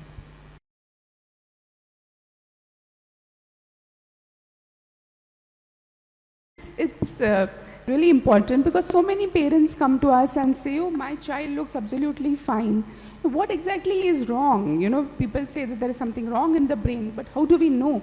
The MRI, most times MRI is not done, and even if it's done, the structure seems to be fine. So at Neurogen, we went ahead and actually looked at really what is wrong in the brain, and this was done through functional imaging. So advanced scan imaging known as a PET-CT scan of the brain, which tells us about functioning of the brain. So structure-wise, everything seems to be fine, but when we look at the PET scan images, we find that there are certain areas of the brain which are functioning less, and that is indicated by, which is very easy to read, made it easy to read through a color spectrum. So we were explaining to the Honorable Deputy Health Minister also that, you know, when you look at the brain with those different color schemes, you see that there are green, lighter brain, green, yellow and red, which are normal functioning brain, but deeper parts, which when we say out and we think about what do they do, it correlates beautifully. So the small part of the brain, and one of the speakers yesterday actually mentioned that the cerebellum, the back of the brain, which is important for coordination, balance, articulation, chewing, integration of functions and movements and tone, is working less, and you can see that in the PET scan. The deeper parts of the brain, known as the medial temporal, which is responsible for understanding, learning, comprehension, socialization, emotional expression, this is working.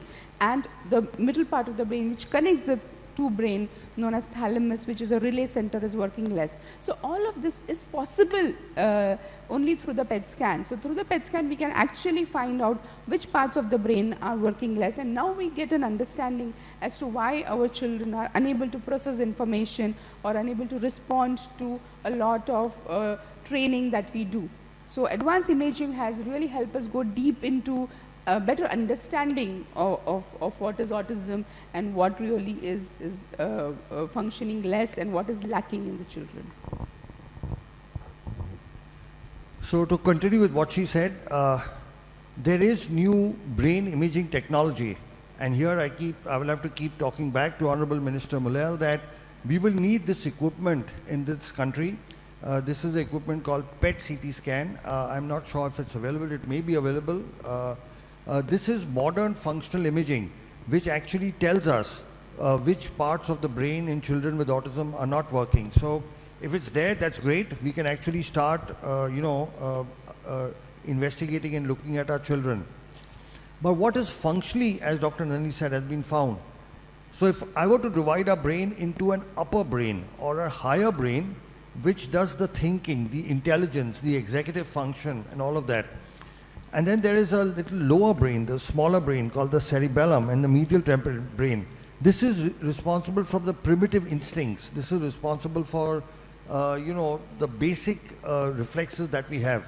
Now, what we have found in our research, and we were the first to do this in the world, and we've published our work in a very prestigious journal called the World Journal of Nuclear Medicine. We have for the first time shown the world that there are parts of the brain that are what is called hypermetabolic or not working properly, and this corresponds to the symptoms. So now for the first time we know why our children cannot talk, why they cannot read and write, why do they have all the behavioral issues, why can't they make eye contact, why can't they take care of their daily activities like brushing, bathing, food, etc. Why can't they process information and comprehend? Because there is a part of the brain that's not functional. For example, let's say if any of you developed a fracture of your leg, would you be able to run? Would you be able to walk? You would not be able to stand. It's not your fault. It's just that if your leg is fractured, you can't walk, run and move around. But if your fracture was fixed, now you'd be able to walk. Now, this also answers a question that many parents have. Many of you will say, we have done all the rehabilitation possible and still our child is not improving. Okay, are there parents who will say that? There are parents who will say that, right? That we have done all the rehabilitation possible, our child is not improving because presently we are doing rehabilitation on brain that is not functional so much. But now there are medical technologies that can actually help improve this function. So understanding is the first step towards getting a solution. And today with the brain, the understanding comes from modern imaging techniques which include PET CT scan, MRI, EEG. MRI and EEG is available easily. But a combination of this gives us an insight. And once you have an insight into the problem, now you can find solutions. Thank you so much. I think that's wonderful. I have a question as you speak. So there is this brain, you've done your imaging, you've done the PET scan, you found there's something in the brain. I've heard there are new treatment modalities, hyperbaric oxygen, therapy, ozone. What is the role of those treatments in either treating or alleviating the symptoms of this brain?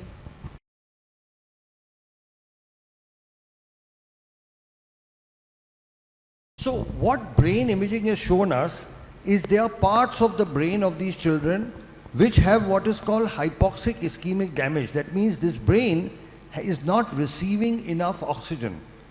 Now, if the brain is not receiving enough oxygen, then obviously one possible solution is to give it oxygen. But just giving normal oxygen does not help. What we have found and what medical science has found is you have to give oxygen under pressure. So right now, we are breathing oxygen at 1 atmospheric pressure, all of us. Okay? And when you breathe oxygen at 1 atmospheric pressure, only the red blood cells in your body carry the oxygen. In our blood, we have got red blood cells, white blood cells, and a liquid called plasma.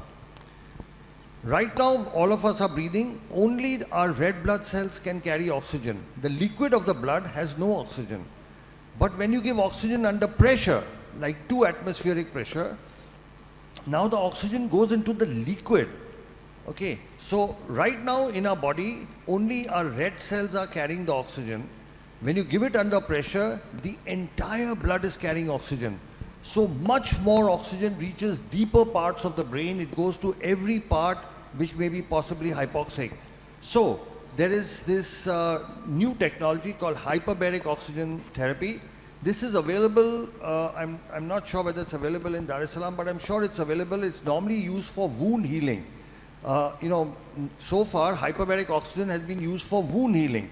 But what we have found is when we use it for oxygen, when we use it for autism, there are significant improvements, especially when we combine it with many other treatments. So there are a lot of scientific publications that actually show the benefit of this. All this requires is a hyperbaric oxygen machine. It's not very expensive and it is very, very simple to maintain. Most government hospitals, medical colleges do have hyperbaric oxygen. The only thing is they use it for adults. We have evolved a protocol for children and we have successfully used it in several thousand patients. So we have this unique protocol where children with autism can be helped as well. Thanks. And is there, I'm asking as a parent, I know it's given in a chamber and sophisticated, environment. Is there a provision for a home-based hyperbaric oxygen? Yeah, so you do get home-based. The oxygen therapy we use, they are called heart chambers, where the pressure goes up to 2 atmospheric pressure, double of what we are breathing. You can get home chambers, but there the pressure goes up to 1.3 only. So it is a little better than what we are breathing right now, but not as good as medical hyperbaric. Also, those soft chambers are extremely expensive, And then once your child is finished, you don't have any use for that. But you can give home hyperbaric, but the pressure is much less. It's 1.3, whereas we need between 1.8 to 2. Okay, thank you. Thank you very much. Dr. Alok or Dr. Nandini, the ozone therapies and the HBOT therapies, that is hyperbaric therapies, they make a lot of sense to me as a parent because I've gone through that. Can you explain to us or to parents more about the regenerative medicine or the cellular therapy, and how is it effective to autism and other neurological disorders like cerebral palsy or stroke or any other neurological disorder?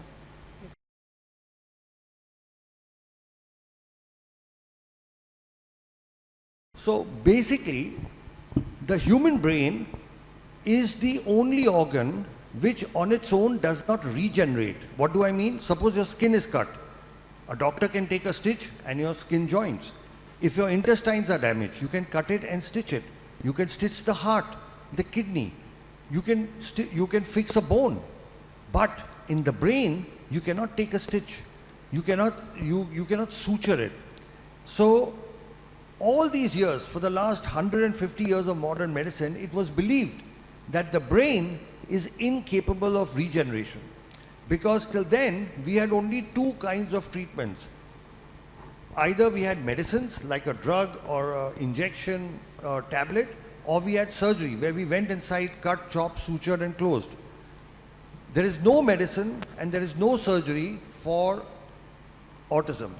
However, the last 25 years has seen the evolution of a new kind of treatment, which is not a drug, which is not a surgery. It's called cellular therapy, where you use healthy, good cells to repair damaged cells.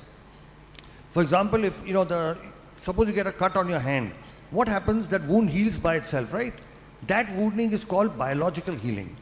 So now it is possible to repair damage in the brain through cellular therapy. So where do we get this from? What we do, there are two kinds of cellular therapy. One is when you take from the child's body or from the patient itself and put it back in the patient. And the second is when you take it from a donor. So there are two completely different types. Now, the treatment that we do, we take from the patient or from the child. And what we do is, just above the hip bone, there is something called the pelvic bone, where we put a needle and we take out the liquid in the needle that is called bone marrow. It's a very simple process. It takes 15 minutes. The child is given local anesthesia and sedation, so the child experiences no discomfort. Once we take out this bone marrow, we next take this to our laboratory, and from this bone marrow, we sort of filter it and separate it by putting it in machines called centrifuges, and then we isolate or separate the cells that we need, that are in general referred to stem cells. What we do is we use what is called mononuclear cells. So we have taken out, I'll repeat again, we've done a bone marrow, 15-minute, just like how you collect blood, right? You put a needle into your vein and collect blood. Likewise, we put a needle into the bone and collect bone marrow. It's just a collection. We have taken this to our laboratory. Now we've separated the stem cells. And then once the stem cells are ready, this takes about 3 hours. Then we call the child back to the operation theatre and we make a needle puncture in the lower back. Why the lower back? Because in the back, our spine has got a fluid called cerebrospinal fluid, which circulates from the back all the way to the brain. So it goes to the brain, comes down. It's a continuous circulation between the back and the brain. So when we inject the cells into the lower back, into the fluid, within minutes it goes up to the brain. Once it goes up to the brain, the damaged areas, they pull the stem cells towards it, and once the cells are taken towards it, they start the repair process. Stem cells are known to multiply, they divide, and they convert into neural cells. And we have done all this, between 1998 to 2008, for 10 years, we did work in the laboratory and we worked with animals. And we first showed and proved that these stem cells can convert into neuron cells and that they can repair the damage. So in this whole treatment, if you can see, there are only 2 needle pricks. With one needle we take out, then we separate the cells, and then with a simple needle we inject it back. And what are we injecting back in the child? The child's own good and healthy cells. There is nothing from the outside. There is no chemical. There is no any artificial thing. There is no donor cells. So we are taking good healthy cells from the child, putting it back into an area where it is needed. So it's a very simple process. Did you understand the process? I can repeat it. A simple needle into the pelvic bone, take out the bone marrow, takes about 15 minutes. Take the bone marrow liquid, take it to the laboratory, filter it, separate the stem cells, and then call the child back and inject with a very thin needle into the lower back spinal fluid from where it travels to the brain. So the beauty of this treatment is it is so simple. It can be done anywhere. It's not complicated. It's not like the major, I'm a neurosurgeon, I do brain tumor surgery, spine surgery. That's also complicated. Takes hours and hours. You go and open the skull, go into the brain, do things. It's nothing like that. 2 needle pricks is all it requires. And we are using our own good cells and putting it back in the child. So we now have a clinical experience of more than 13,000 patients. People from all across the world, more than 100 countries, actually from 102 countries have come to us. And several patients from Tanzania, several patients from Africa. And with this treatment, we are able to repair the damage, and we have proved it in 2-3 ways. One, after the treatment, the child starts improving by itself. The understanding improves, the comprehension improves, the behavior improves, the eye contact improves, they get back their speech. Several of our children are able to go to schools. Many of the kids we have treated several years ago, they have not only gone to regular schools, but they've graduated. Many of them are now doing jobs. So they become completely independent. So our kids, in a few years' time, go off the spectrum. Why? Because now we've repaired the basic damage in the brain. Once the brain damage is repaired, now they are able to integrate and get into a normal life. So that is broadly what stem cells do. I try to make it as simple as I can. Yeah. Thank you very much. Sarah? Yeah, thank you, Dr. Alok, for the detailed explanation. But I'm sure many parents here will be wondering, because we've heard a lot of things about stem cell therapy. How safe is it, and are there any risks behind it?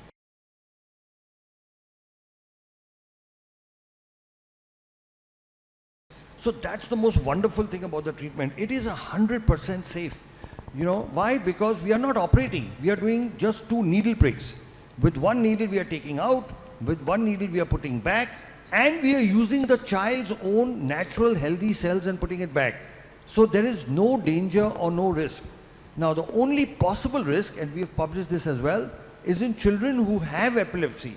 Epilepsy is convulsions, you may be aware, where there is a past history of epilepsy. In 3%, it's a small ratio, but it's 3% of the children can develop epilepsy after the treatment. But if it does happen, it is treated with medicines and it can be controlled. This risk is not there in children who don't have epilepsy. So in children who have epilepsy, there is this 3% possibility. Otherwise, it's a completely safe treatment. We have a 0 risk of infection. We have no patient so far who's become worse than what they were before. As a parent, your main issue will be, my child should not become worse than what he is. So about that, I give you an absolute guarantee. And they're very strong words. A guarantee that a child will not become worse than what he is. He will not lose any skill that he already has. He's only going to improve. My question following that, again, thanks Sarah for that excellent question. I think that puts a bit of anxiety down. But in what age groups do you get the best results? Or who is the youngest patient? What's the age of the youngest patient you've dealt with? But also I want to know what age groups we should be targeting to make sure we maximize the benefits of stem cell.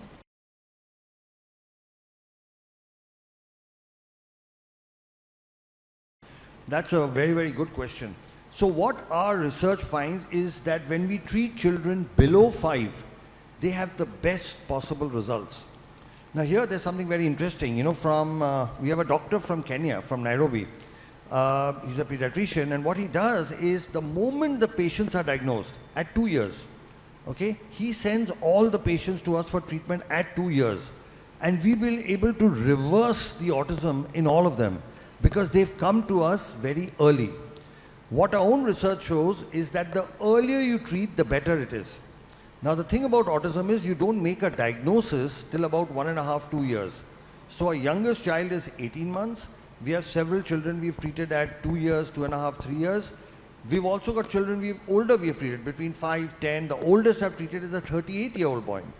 So now there is a wide range, but like in any other, you take any other disorder, any other, what we don't consider autism a disease, by the way, so I don't want to compare it, but any other disorder, the earlier you treat, the better it is. Okay, if you have diabetes and you start exercising and shift your diet, you can cure it without tablets or insulin. But if you start treating it late, then you need insulin. All right. The same thing is true of all diseases. The earlier you treat, the better results you get. And here is the problem. Everybody keeps saying to wait, that wait till this treatment is more established. But the longer you wait, the lesser results you get.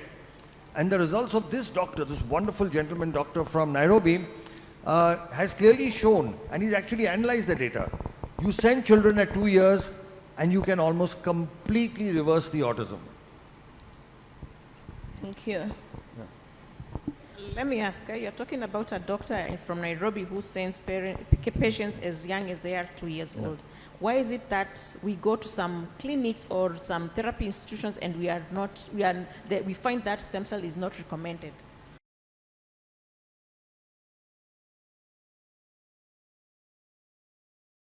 Okay, that's a very interesting question. See, I'll tell you, and I say this openly, I don't mind saying it, all of us in Asia and Africa have what I call a colonial hangover. They're very strong words. What do I mean by that? When a doctor from the Western countries, from America, England, with a tag from Harvard, Oxford, Stanford comes, all Asian and African doctors start believing in them. All right? But when work comes from Asia and Africa, we don't believe in our own people. Now, stem cell therapy has evolved in the East. So India, China, Korea, and Japan, we are the leaders. Okay?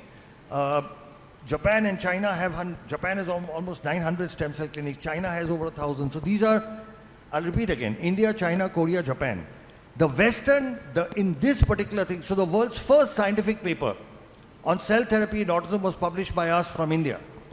The second paper came from China. The third paper came from Italy and Ukraine. And the fourth and fifth paper came from America. This is a race that India and China have the gold and the silver. The Americans don't even have the bronze. They are fourth and fifth. I'm just in a lighter way. So our own doctors don't believe in it because they say, why is it not coming from the West? Okay. So this is the fundamental problem, is because this is an Eastern-driven technology for various reasons. There are political reasons, there are religious, there are several reasons due to which it didn't develop in the West. It developed more in the East. But now the West is trying to catch up. So in America now, at various universities like the Duke University and several other centers, they've now started doing it. But they are 15 years behind us, 15 years. So once now they start doing it, trust me, your own doctors will start recommending. Once the results start coming from America, they will start believing it. There are a couple of other reasons as well. One of them is that a lot of developments in the medical world are driven by the pharma industry, big pharma. We know that. We saw what happened in COVID. It was, the big vaccine companies and all of that. Now, the treatment we do is not supported by big pharma because they have nothing to gain.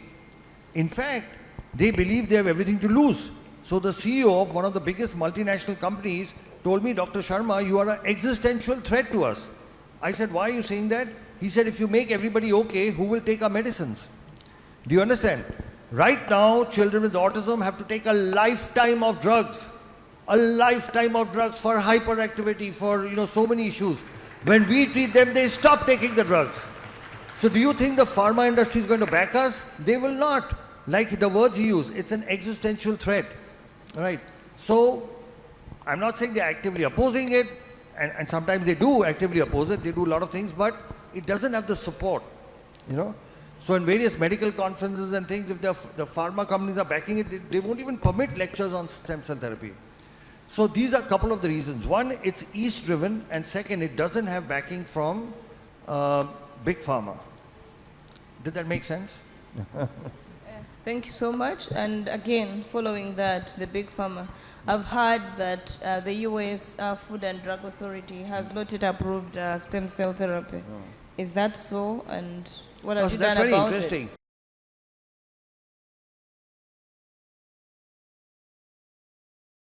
Because, like I told you, stem cell therapy has got autologous as well as things which are manufactured by companies and sold as donor.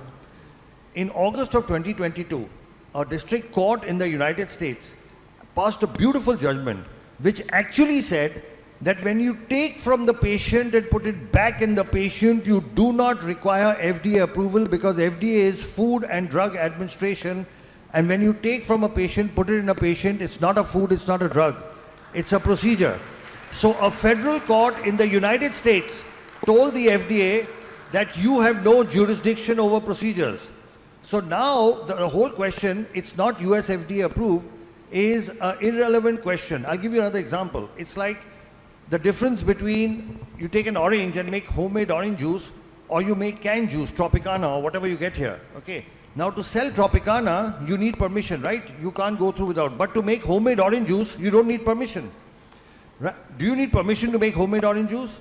So when you take from the patient, put it back in the patient, our Indian courts have said that. In 2019, our Indian High Court said that only for stem cell derived products when you're using, you need a license. That's, the words were stem cell therapy is permitted. And a recent court judgment, because there are people who oppose this work. Just 1 month ago, they actually specified for autism, and the High Court of Delhi and the Chief Justice gave this judgment, said that this treatment cannot be discontinued, okay, and actually spoke of patient rights. So in India, fortunately, our government has made this distinction very clearly. The equivalent of our FDA has said very clearly, if a company manufactures and sells something to doctors that is a product, it requires a license, like you require a license to sell canned orange juice. Our government says if you're a doctor doing it in the hospital, you do not require to take permission because it's a procedure. Procedures don't have an approval pathway. A product has an approval pathway. They are two separate things, a product and a procedure. So this is something which the Indian courts, the Indian government has said for a long time. Now the American court has also said the same thing.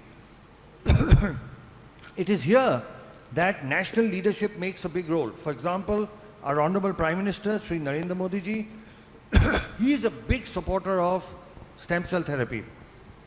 When he became Prime Minister, in his first address to Parliament, as to what his government will do, they included 5 areas where they will focus on research, and one of them was stem cell therapy. The other was nanotechnology, thorium research, but one of them was stem cell therapy. When he went to Japan, Honorable Prime Minister Sri Narendra Modi took time off and went to the stem cell laboratory of Professor Yamanaka, who won the Nobel Prize for his stem cell work. We are very fortunate and blessed that the Honorable Prime Minister Sri Narendra Modi ji has written a personal introduction for a book that we have authored. There's a book that myself and Dr. Nandini have authored on a disease called muscular dystrophy. And Sri Narendra Modi ji has written an introduction for that book.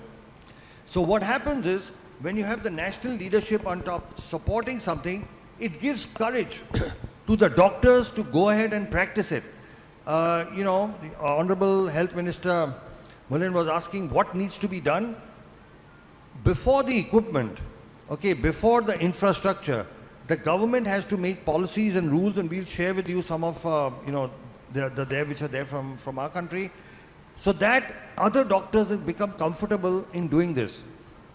Then there is, of course, need for awareness. Then, of course, there is infrastructure, and then there's training. And like I said, training is something we offer at no cost at all to different, we already do it. We already do it for people from different parts of the world. Another thing, since we mentioned our Prime Minister, Sri Narendra Modi ji, he did something very, very interesting. There was a word for disability in our Indian language that was Viklang, which translated meant disabled, unable to do. It is a negative term. Viklang means you cannot do. somebody who cannot do things. And he officially changed the local word for disability from Viklang to Divyang, which means specially gifted. So officially in India now, you cannot use the word Viklang, which had been used for the last 100 years. You have to say Divyang, which means specially gifted. Now, in this one simple change of words, the Honorable Prime Minister has shifted the focus to what these children can do and not what they can't do. Now, this is so important because this change in mindset, and this comes from the top. When it comes from the top, it percolates down. It gives inspiration and motivation for people to get into the field. It gives inspiration for people to set up rehabilitation centers. It gives motivation to set up special schools. Because the rate at which this autism is increasing, we will have, you know, like it was mentioned in, I think, Sharma, you mentioned in your talk, you know, the most accurate figures for autism come from America, from the US CDC, which says that 1 out of 36 children have it. Last year, it was 1 out of 44. And before that, it was 1 out of 53 or something. And before that, 1 out of 66. So if you read, and these are not our figures, the US CDC's figures. The graph is going up like this over the last 10 years. By this ratio, next year it will be 1 in 15. And the year after that, it may be 1 in 5. These are the most accurate figures in the world. We are not aware of it. There is a, I don't know what to call it, a pandemic, endemic, what, of children suffering with autism and other neurodevelopmental disorders that will hit us so badly because we do not have the infrastructure for it. And here, governments have a role to play. So again, one more thing, since I keep talking of our Honorable Prime Minister, and this is something I'll share with you, you should please study this bill. He passed a law called Rights of Persons with Disability Act in 2016. It's a wonderful bill. In that he's listed 21 disabilities and has clearly, by law, by an act of parliament, mentioned a whole lot of privileges and rights that parents have. For example, one problem you must have faced is normal schools do not take your children for education. Is that correct? I'm sure all of you have experienced that. You go to a normal school, they say, we will not take this child. By law, our Honorable Prime Minister said, no school can refuse a child with autism. It is the responsibility of the school to arrange shadow teachers or other special. So all schools by law now they cannot say no. So again, all this comes top down, right? We can work and we can work in the environment, we can put in hard work, we can slog, we can do everything. But once you know that your government, has their hand above you, then we can go the extra mile, we can do whatever else, and there will be opposition. The work we do has a lot of opposition, a lot of critics, a lot of vested interests have tried to shut us down. They've made all attempts to shut us down. But again, at the higher level, when you have a support, you keep going on. So that's a long question to a short answer. Thanks very much. Again, I am representing parents, the majority of the parents, but I also happen to be a professional. I have two questions. One is to the government. I think in East Africa, maybe I would speak for East Africa that I know most, we do not know the magnitude. We do not know how many people are living with autism because we haven't done the researches that document those figures. It's only a few of us that can come out and say we have children living with autism, but we do not know how many out there they are. We'll advocate as parents, we'll come to you and knock at your doors. We need to carry out this research to know, because like they said, it's a pandemic, but we don't even know what we are talking about. We need funds, we need a budget aside to get into the nitty-gritties and know how many children we are planning for that are living with autism. That's not a question, it's a plea to the government. My question is, as a mother with a child on the spectrum, I take my child for treatment and the child is, given whatever they are given. But as a mother, I think I'm more autistic than my child. I have the worries because I understand what autism is. And I worry about the future of this child. Do you have anything for us as parents to also manage those symptoms that we display of anxiety, of depression, of hyperactivity? Because when you go to a hospital, I can tell you some of the parents will slap the doctors because they are frustrated and angry. Do you have anything for us or any advice for us as parents? That's one question. I'm happy you're clapping for me because it's been a journey. You actually, even when you go to church and your child is discriminated, you're angry and frustrated and rude. Then the other is, what is my role in all this you're talking about as a parent in the management of this autistic child?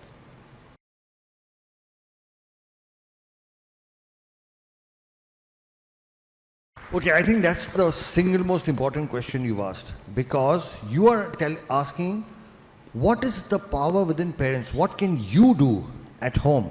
And I think that's a very, very important question. So let me start with, there could be multiple answers to this, Dr. Olivia. First, I want to appreciate and thank you for coordinating this, because you are a parent as well as a doctor. That's why I think they've decided to keep you in the middle. You have parents there and doctors here. But I want to talk about several things. So first thing, there is actually research that has happened in India which has shown that every mother, especially mothers of children with special needs, go through depression, anxiety, and severe psychological upheavals. Many of them even contemplate suicide. We've had several mothers who've actually not just thought of, but attempted suicide, and not just once, 2 or 3 times. And whereas for others, they may not understand, I think as mothers, you will understand why a mother would want to commit suicide, because it's just so difficult to handle. Now, the thing about autism is it's called the silent disability because you can't see it. The children look normal, right? They look normal, and so, but looking after them day to day takes a lot of spiritual, emotional, physical courage and efforts. Right from morning, from getting them up to getting their basic toilet and clothing, to feeding them, to taking them to rehabilitation centers, everything is such a challenge. It's not like, you can just walk across. It's like you're walking across with a haversack and 2 heavy bags. Everything is a challenge. Everything is difficult. Every single step. And I very often say, as mothers of kids with special needs, you put more emotional and spiritual energy in one day than maybe most of us don't put in a whole year, just to see one day through. So yes, it takes a lot of energy, devotion and concentration. But one of the reasons for that, and I'll tell you the reason for that, is all of you, when you've gone to your therapists and doctors, they've told you that nothing can be done for your child. Haven't you been told that? All the doctors said nothing, you have to live with this. And what can be more depressing, what can create more anxiety or more depression or more fear and anger than being told, here's this lovely, cute, beautiful child you have. The whole world has advanced so much in science and technology. We are sending rockets to the moon and Mars. Then why can't my child be helped? Okay, so that is at the bottom of your frustration, anger, hurt and pain. And here I am to give you good news that that's no longer true. Okay, today we have medical science, medical technology that can actually reverse autism. We've treated several thousand children of that. Our work is published in scientific papers. So today there is technology available. It's not available in Africa, but it is available outside, and I'm sure soon with the support of the Honorable Minister and other senior people, this should be available here as well. So earlier, if you were in a dark tunnel with no light at the end, now there is light at the end of the tunnel. And once there is light at the end of the tunnel, a lot of your anxiety and depression goes away, because now there is something you can work towards. So that's the first good news that we have to spread. The news that autism cannot be treated is a 50-year-old, 75-year-old myth, which is no longer true, because we have shown, we have proven through having treated thousands of patients and our scientific publications that this is no longer true. Now, a few things I must tell you from what we have learned from, by the way, we learn much more from parents than we, read from any book. So we've been doing this work for the last 15 years. We have several children who are off the spectrum, and this is what we have learned is required from parents. First thing, an unconditional acceptance of your child the way the child is. Okay, what happens is we ourselves start thinking that a child is less than, that there is a child is not adequate, there's a problem. See, suppose your child had appendicitis, or he had a stone, or he had some lung problem, or even if he had a heart problem, would you think your child is less than? No. You would think you have a normal child who has a medical problem. Yes or no? Let's say your child had a hole in the heart.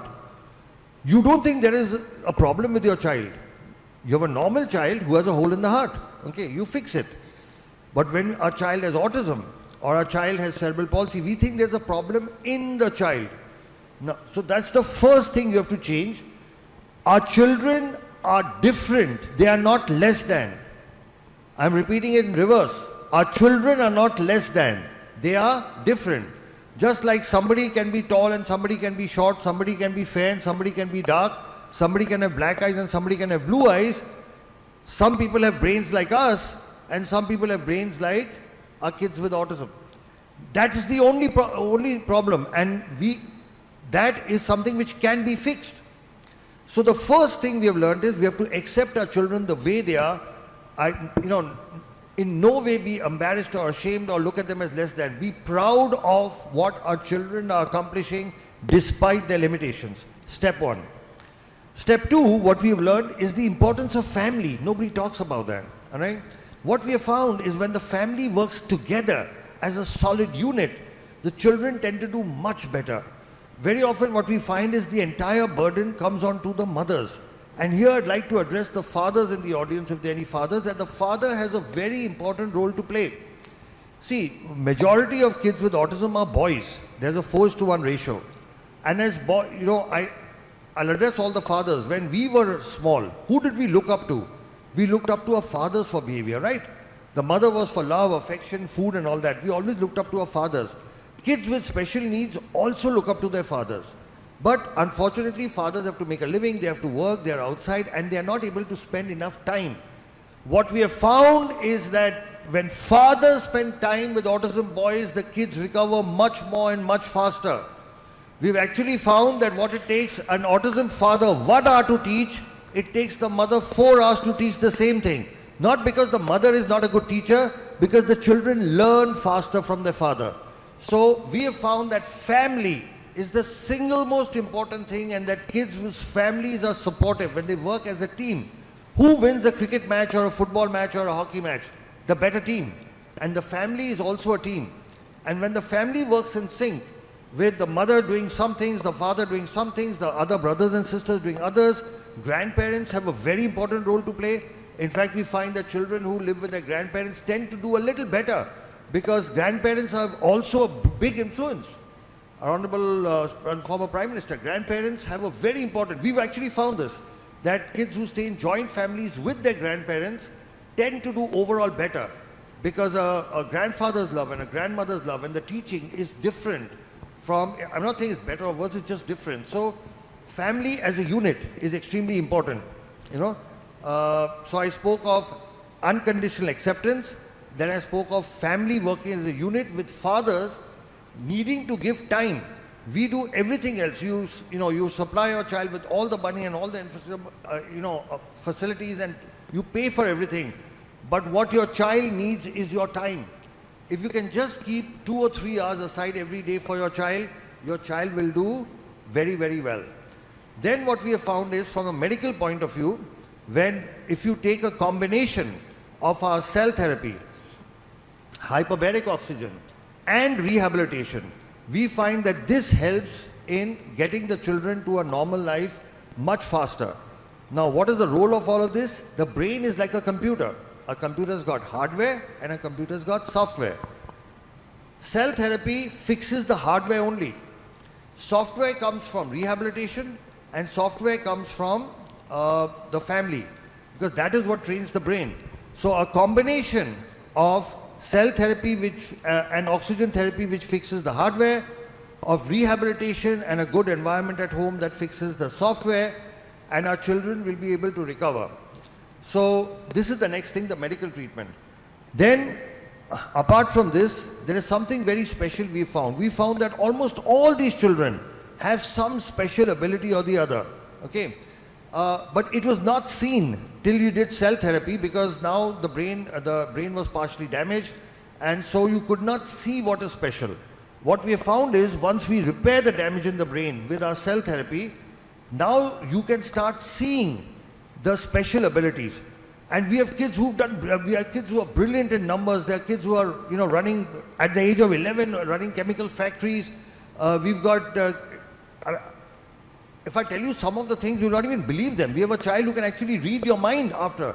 A child who, after STEM therapy, has improved to the point that if you think of a number, the child can actually tell you what. And they are amazing ability. They're called savants. There are kids who you tell them any date in the future. Any date, you say 23rd July 2030, and they will tell you in an instant what day it is. It's Wednesday. And I don't know if you know, but Elon Musk, the world's richest man today, had autism. You can Google him. He talks about his autism. But this man changed the world. Albert Einstein had autism. Okay? But this man, and he could not read, he could not speak or read or write for very late in life. And then this man changed the world. Several of our tech geniuses, they don't have autism, but they've had difficulty in studying, learning, Bill Gates, Steve Jobs, they never graduated from college, all right? But these are people who changed the world. Leonardo da Vinci is believed to have had autism. So these are exceptionally gifted people. So the one thing that you have to do, see, you are talking about bringing your children to normal. I'm saying once you get, they do exceptional things. They do the most brilliant things. And that is proven by already. Look at Elon Musk. He talks about his autism. He doesn't hide it. He says he had this, but he changed the world. So we have to change our thinking. Instead of looking at what they can't do, we have to look at what is special about them. Like what our Honorable Prime Minister said by changing the name. He said, don't look at what they can't do. Look at what is the special gift in them. So with this combination of things, like I said, unconditional acceptance, the family working as a unit, the medically, a combination of cell therapy, hyperbaric, along with rehabilitation. And rehabilitation, like Dr. Nandini said, needs to be comprehensive. You need to be able to do all the rehab. You can't just do one. People think they go to just one specialty and my child will be okay. No. You need all the specialities together, comprehensive rehab, and then our children will be able to come out. So I hope that answered your question. Yes, so maybe, wow, this is like a ray of new hope. Yeah. I'm sure all the parents here, some of them who might have lost hope, but with everything that you've explained, it's actually truly inspirational. So my question is, you have spoken about stem cell therapy, and I'm sure in the minds of many parents, they are wondering, wow, it's expensive going to India. Before even you think about how much the operation cost, you think about even the air ticket and the flight and accommodation and everything. So is there any plan to bring this in Africa?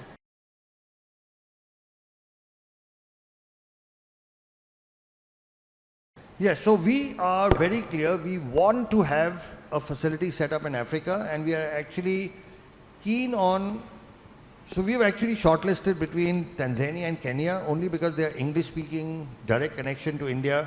So to give you a background, for example, the government of the Bahamas actually invited us and gave us permission to start this, and we've just been there recently, and in 6 months, we are going to open a full-fledged facility in the Bahamas. This is to cater to, the facility will be in Nassau, their capital, and there we have government permission. Just like again, we have a former Prime Minister with us, there we have a former Prime Minister working with us, and we have government permission. Because we have government permission, we are setting up a facility there. We are very keen on making something available in Africa itself, and we would like to have it in Eastern Africa simply because of our closer cultural connections, easy, short distance of travel, direct flights and all that. And we have people like you, mothers like you who would back it up. So yes, we want to bring this to Africa, but it's not easy. It will require, permission right from the top, from governments. It will require infrastructure. It requires resources. But this is something which you as people, because the most powerful voice on the planet is that of a mother, is that of parents. When you speak out, honorable ministers, prime ministers and presidents have to listen, because we are all democracies, they represent us. So your voice is what is important. Not us. We've come, we've shared our information, we can share our technology, but your voice is what is important. You have to ask for it. You have to show, show what's happening. Right now, there are so many people going from Africa outside for the treatment. It's high time Africa had its own stem cell facility, which would not be just for Tanzania or for Kenya or wherever, but for the whole continent. So people would not have to travel long distances. So we are very keen, we are willing to partner, but this is something which you people have to take the initiative. You know, you have to, eventually it's all about people. It's your voice. Thank you very much. I think we are coming to the end of this session. Mothers, you've heard, we have a great voice. Let's get together and advocate for this. Fathers, please support us. Don't abandon us. Be with us. This is a journey that we have to walk together. And there is hope that we can say bye to autism, but only if we put in our every energy to support these children, seek the available treatment options. I think we can say bye to autism for the most part. Thank you so much, our able doctors. I think you've given us a lot of hope. You've explained a lot. You've allayed our anxieties. I think now it's on us to follow what you've told us. Thank you so much, Dr. Olivia. Thank you so much. You know, I really appreciate the fact we have 3 mothers from 3 East African countries. You know, Kenya, Tanzania, and Uganda on this platform. So I think you represent all the mothers, not just of East Africa, but of all of Africa, all right? And if you take the initiative, trust me, believe me, the power of your voice is a force of nature. It cannot be ignored, okay? And a mother's voice does something. It reaches out to people. It touches people. And we've actually seen that in our country as well. When we had, you know, different situations, when we had mothers speak up, you know, everybody heard them, okay? More than doctors speaking or hospital speaking. So I just want you to know the power that you have within, the same power and energy that you've used to bring about improvements in your kids, you know, that could now be extended to all the kids of the continent. So it's been a real pleasure, and Dr. Nandini, sorry, you want to continue? No, I just want to say thank you to the mothers. They've done a great job to represent all of us. Thank you, mothers. Thank you. Thank you so much. You. That was good. Before you go, you've done a great job. Thank you so much. I know there's a lot of people who wants to ask questions, but because of time, yes, there's a lot of hands. Because of time, I would like, because our minister, our deputy minister has a question, so can we please take the mic to him? At least we answer questions from him, and then we'll see if we have more time to invite more questions. Naomba makofi tena tafadhali.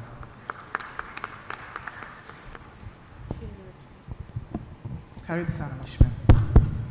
I don't think it is a question, it's just good news perhaps. He said, I know Professor, he said about the PET-CT scan, if we have in the country. Yes, we have. It is in Ocean Road, okay, our Cancer Institute. So actually last month they completed it to connect it so that it can start function. We expect this month it's starting to work. Very good. Yes, so we have that. So it's a good news to the parents when we are talking about PET-CT scan now we have in the country. Another thing is hyperbaric oxygen machine, you said. Yes, we have it in Muimbili. Yes, in 2 weeks it will start functioning. So we are working with the professor so that we can see, so that it can accommodate everything you want. You were saying if it can accommodate everything, but if not, we can make sure that it will accommodate. But we have those 2 things, then now we remain with issue of, yes, we are doing bone marrow transplant. Yeah. Please, perhaps the professor can explain a bit.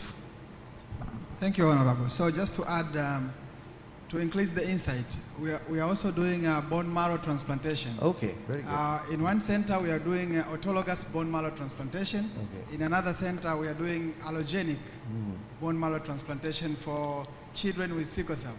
So I think that also opens the potential for doing stem cell transplant. Absolutely. Yeah. So all the technology is there. We just need to put it together now.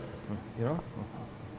That's great, yes. Wonderful news. Yeah. Yes, that's what I'm trying. I just have to say that so that the parents can hear that. Yeah. You talk to many technology, then we can see how is our capacity by now, then we can move from there going forward. But something is going on. Thank you. Thank you so much.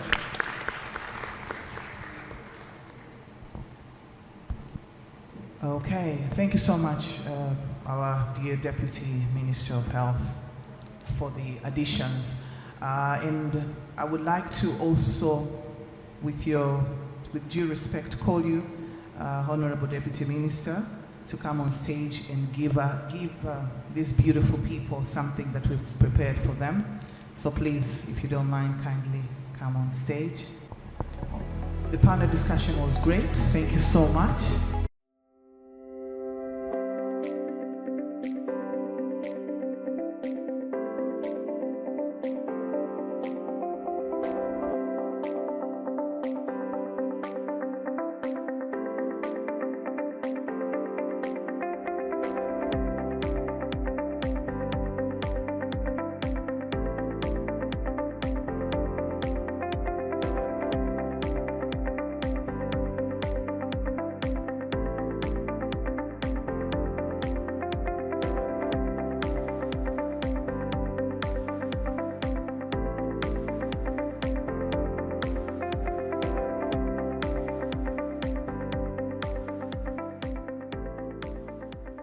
My name is Geoffrey Ekongot.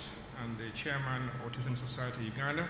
It's an honor to be here and to play this role on the International Day of the World Disability Day. I now take the honors to welcome Tom Land. But before I welcome him, Tom Land, also known as Thomas Land, was diagnosed with autism at 13 years old. Since accepting his diagnosis, Thomas has been recognized as an author, speaker, and emerging leader in the autism community. Tom Land is the world's first Toastmasters accredited speaker with autism. The Toastmasters accredited speaker distinction is reserved for the finest professional speakers in the world who fulfill numerous criteria, then compete for the honor in front of a huge live audience. Now, imagine having autism and meeting that challenge, because that's exactly what Tom did. Tom is one of only 90 accredited speakers in the world, and the only one with autism. He is certified human potential coach and professional diversity and inclusion consultant. He is poised and ready to share his positive energy and inspiring messages as an end keynote speaker, corporate trainer, and consultant to organizations across the country. He also spoke on the TEDx stage to impart wisdom and inspire others with his talk titled, How to Come to Life. He is the author of the award-winning bestseller, Come to Life, Your Guide to Self-Discovery, and recently published his second book, My Glass is Full, Stories of Putting Mental Health First. He recently set a Guinness World Record as the world's oldest person with autism to finish a full Ironman triathlon.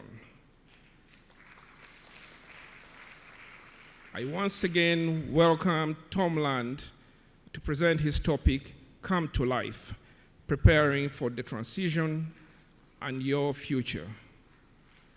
Mr. Tom Land, you're welcome on stage.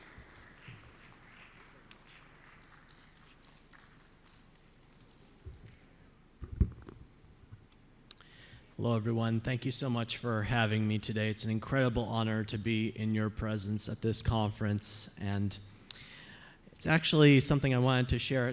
I have a bucket list, 101 things I want to do before I die, and one of them is to give a keynote at an international autism conference. So with this speech, check. This is also my first time in Africa, and I've now visited every continent in the world except Antarctica, so if anybody knows how to get down there, see me after the speech. I want to break the ice with a quick question. Tanzania or Tanzania? Applause if it's Tanzania. Applaud if it's Tanzania. You know, I've heard both pronunciations, but I've always wondered, is there a right or is there not? But even though we have different opinions or perspectives or pronunciations, it's all talking about the same thing. And I want to keep that in mind as I go through this presentation with you today. And may it unite us in our work.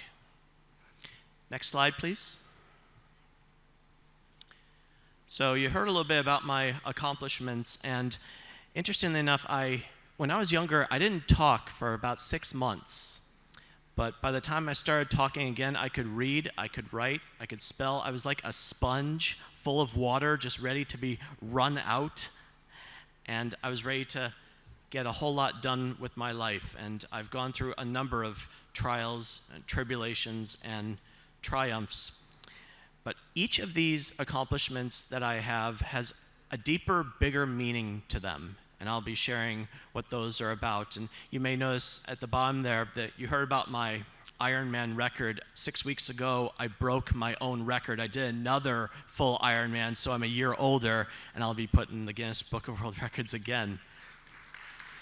And for those of you that don't know what an Ironman is, I know my metric system, 3.8 kilometers of swimming, 180 kilometers of biking, and 42.2 kilometers of running back to back to back in under 17 hours. No easy task, particularly for someone who is subject to sensory overload and stomach matters. I had to manage all of those elements, and I just kept on going, and I crossed that finish line. Next slide, please. Now, for professional keynotes, I know some of you may require objectives, so I want to list them here. And I hope you'll see that what I speak about today can apply to just about anyone, particularly as they prepare for what life is. If you go to the next slide, please.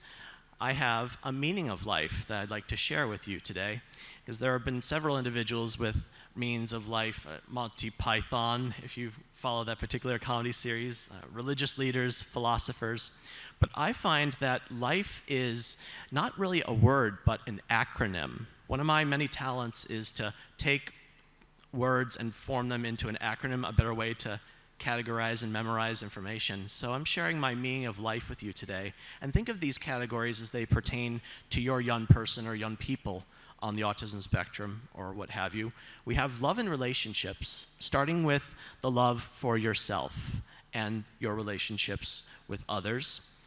We have independent living, and that's not necessarily limited to being on your own or moving away from home, but about making decisions about your life, being in charge of your life so that you take it to where you want it to go.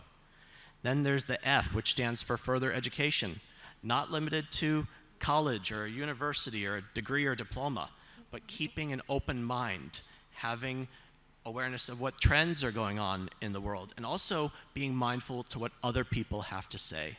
So you have the most information you have to make an informed decision. And finally, the E stands for employment, because particularly when it comes to autism, there are more unemployed or underemployed individuals on the autism spectrum than any other class of disorder. And I think that is something we definitely need to work on putting a dent in, because our young people deserve to find something that they do well and can contribute to society, and if all goes well, make them earn their own money. Next slide, please. Telling you a little bit about my dream. Right around the time I got diagnosed, I knew that I loved Star Wars and I was good with numbers, and I told my parents, I'm going to be George Lucas's accountant. And I set that into motion. After I told them, my parents about though, they could have said, Tom, that is a pipe dream. You really think you can be George Lucas's accountant? But they didn't kill my dreams. They instead gave me a reality check. You want to be George Lucas's accountant? You have to go to college, you have to pass difficult tests, you have to find work in the entertainment field. He's not gonna hire someone right out of high school. And I have a bit of what I like to call a Batman mentality, like where there's a will, there's a way. Even if there's darkness, I'm gonna find a way through the light. So I said, challenge accepted. And I went to college, and I passed the CPA exam, that's a certified public accountant. And, well, thank you.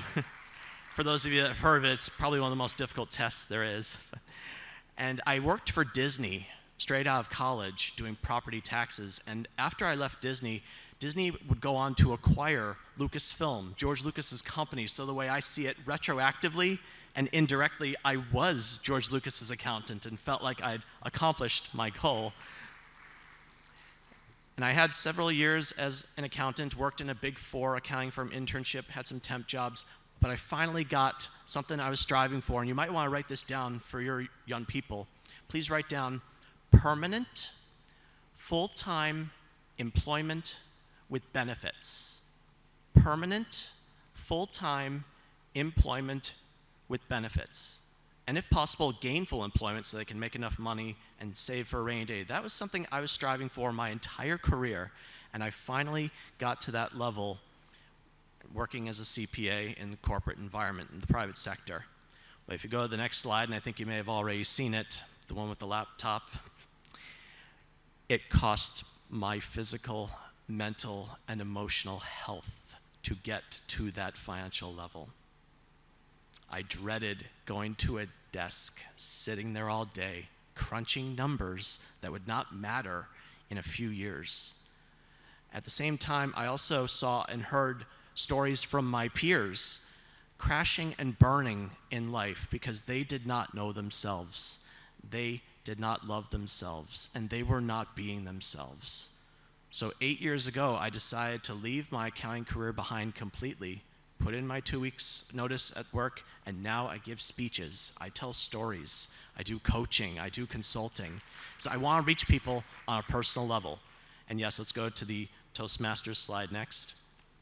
Because after I left accounting, I knew I had to better my public speaking. Back about 2 slides, please. I knew I had to better my public speaking skills. And mind you, we fear dying more than speaking in front of an audience. Wouldn't you agree? You wouldn't want to be up here right now doing this, would you? Or maybe you would, but I've found that if I can master the art of public speaking, I could probably cheat death, but at the very least, I can tell a story, do something that will resonate with you. So the Toastmasters organization has an accredited speaker program designed for those that have mastered the art of public speaking and apply it to a particular trade or line of work. And for someone on the autism spectrum, which is a social communication disorder, and being able to master the art of public speaking, which is essentially socializing and communicating, I wanted to show myself, my peers, and the world that you too can break barriers. You can overcome obstacles. You can shatter ceilings and stereotypes by showing people that it can be done. So that's, thank you. So that's why I went for the accredited speaker designation. And if you go to the next slide after that about the human potential coach. Right before the pandemic, I got certified as a human potential coach because speeches are one thing, but I wanted to reach people on a personal level and find out what's really going on with them, get to the root of who they are and how they can make the world a better place. And today is the International Day of Persons with Disabilities. I was at the United Nations 4 years ago in New York describing why people on the autism spectrum deserve equal employment opportunities.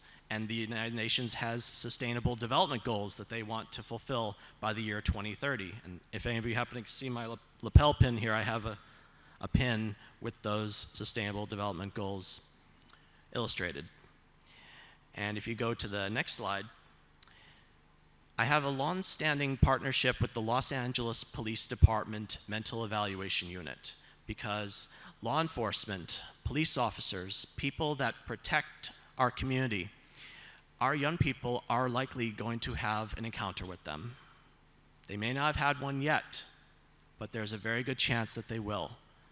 And our officers need to know what to do.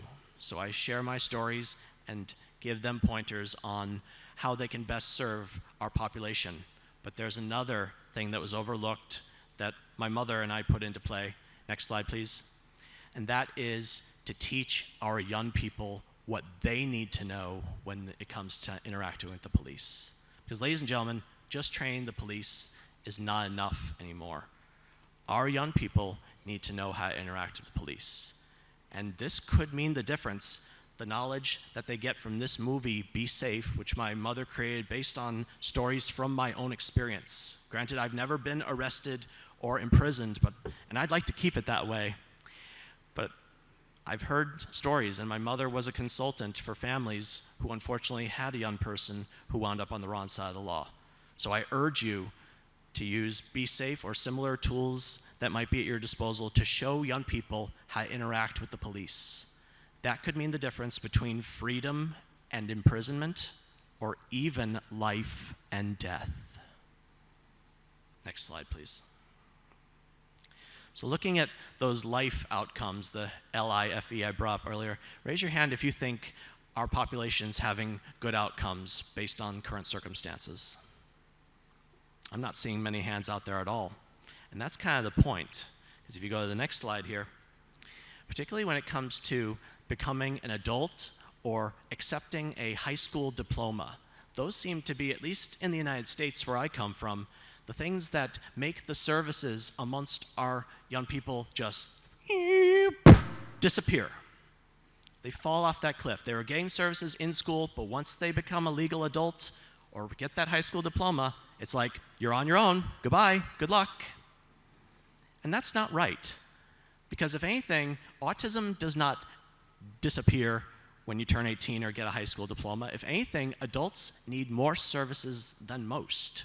They need that support. It is a lifelong condition. And we can do better to support our adults as they grow up and walk through life, figure out who they are, what they want to do, and how they can make the world a better place. Next slide, please. So how do we empower individuals with autism and improve those outcomes when it comes to life? And that brings us to the next slide, which is a book that I wrote called Come to Life. After I left accounting, my mother and I put our heads together and decided to write a book sharing my secrets to success. Because a lot of times people are lost when it comes to what's out there for them, or when they turn 18, it's like, now what? And when I started college, I had a huge realization that there were so many choices that had been made for me, like my classes were decided for me. I was now at the point where I had to be the one to make decisions. Ladies and gentlemen, life doesn't come to you. It's up to you to come to life. And that's why I named the book Come to Life. I think too many of our young people are sitting back at home waiting for some kind of miracle to just drop into their lap. You have to be the one to go out there and find what you're looking for. Pursue the success and the life that you crave. Nowadays, those go-getters are being the ones that go out there and make things happen. They are the ones that are taking charge and being the change they want to see in their lives, as Gandhi would say. So I explained to my peers in the chapters of Come to Life, which I'll be going over with you today, how they can be their best selves. Next slide, please. Beginning with chapter 1, driving your life forward. Now, mind you, you do not have to know how to drive or operate a vehicle to drive your life forward. Wouldn't you agree? But as far as where you are in the car of life, if you will, you could be in the driver's seat, you know where you're going, you can get yourself there. Or maybe you're in the passenger side, you have an idea of where you want to go, you're telling someone else to help you get there. Or maybe you're in the back seat of the car. You don't know where you're going, may not even care where you're going, you're just along for the ride. Raise your hand if you think your young person's in the back seat right now. Okay, we've got a few people, but really what Come to Life is all about is about getting our young people out of the back seat and at least into the front so they have some say in where their life is going. That is the foundation for success. Next slide, please. Now, one of the first questions my mother asked me as we were getting this book together, she asked me, if you could tell your peers one thing, what your secrets to success are, what would it be? And I said, know yourself, love yourself, be yourself. That's a mantra. Yes, thank you. That's a mantra that I created and I live by to this day. And we have a term in our family called video talk. When I say something I heard in a movie or a TV show, and my mom asked me, was that video talk? Did you hear that from somewhere else? I said, no, that came from up here and in here. And it's what my message is to my peers, and I think the world as a whole. Know yourself, love yourself, be yourself. That sets the tone for what comes next. So as far as driving your life forward, and then we get to the 3 elements of that mantra. Next slide, please. Starting with knowing yourself. Aristotle said, knowing thyself is the beginning of all wisdom. And this is particularly true when it comes to a diagnosis or a condition you may have. Raise your hand if you have not told your young person about their diagnosis. Really? All of you have told your young person that they have autism and they understand it completely? That's pretty impressive. But in some cultures, they do not tell their child about their diagnosis. There could be many reasons for that. Parents might be in denial. They think it'll crush the kid's spirit or self-esteem. And all too often, that causes the child to become confused because they're going to grow up, possibly sense something is different about them, and they're going to go to their parents looking for answers. What's going to happen then? And if the parent knows about it and doesn't tell the child about it, how's that going to help the relationship or the family dynamics? And also when it comes to knowing yourself, it's also about understanding not just your strengths and what you're good at, but also your, what we call in Toastmasters, opportunities for improvement. And I have my fiancée Rosetta here with me. We're both Toastmasters, so we're both all about observing what's good and what can be improved. And the same has to go for our young people. Why? Because if you focus only on what they do well, there's a risk that they keep making the same mistakes over and over again. On the flip side, if you only focus on where they fall short, they may never find out where they can truly thrive, what they are really good at, and what they do better than anyone else on the planet. Each and every one of us has something that we do better than anyone else on the planet. So we have to look at both, what you're doing well and where you can improve, and both get addressed. That's how you truly know yourself. And when I was young, I thought I had to know everything, and I had to be perfect. I dread even getting like a B on a test. I would rip it up to shreds. I didn't even want to face the idea that I'm not perfect or I don't know everything. And I was really hard on myself. I thought my mother was perfect, so I thought I had to be perfect. And when I come to find out she's not perfect, and I'm like, well, you don't really talk about your problems a lot. Granted, parents do make mistakes and don't always get it right. But the important thing is that we love ourselves. And that is the next slide, the second part of the mantra. Love yourself.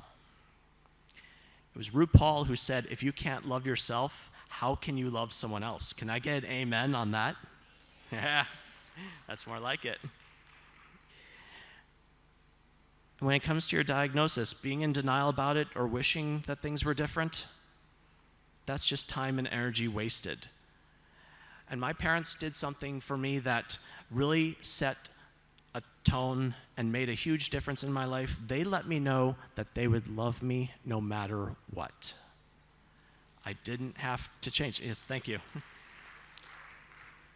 Because this is the life that is going to be. The question is, how is the family going to go with it? And I should note that, figuratively speaking, when there's one person with autism in the family, the entire family has autism, figuratively speaking.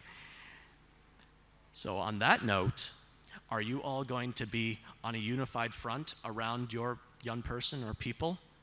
Not take no for an answer? Find a way?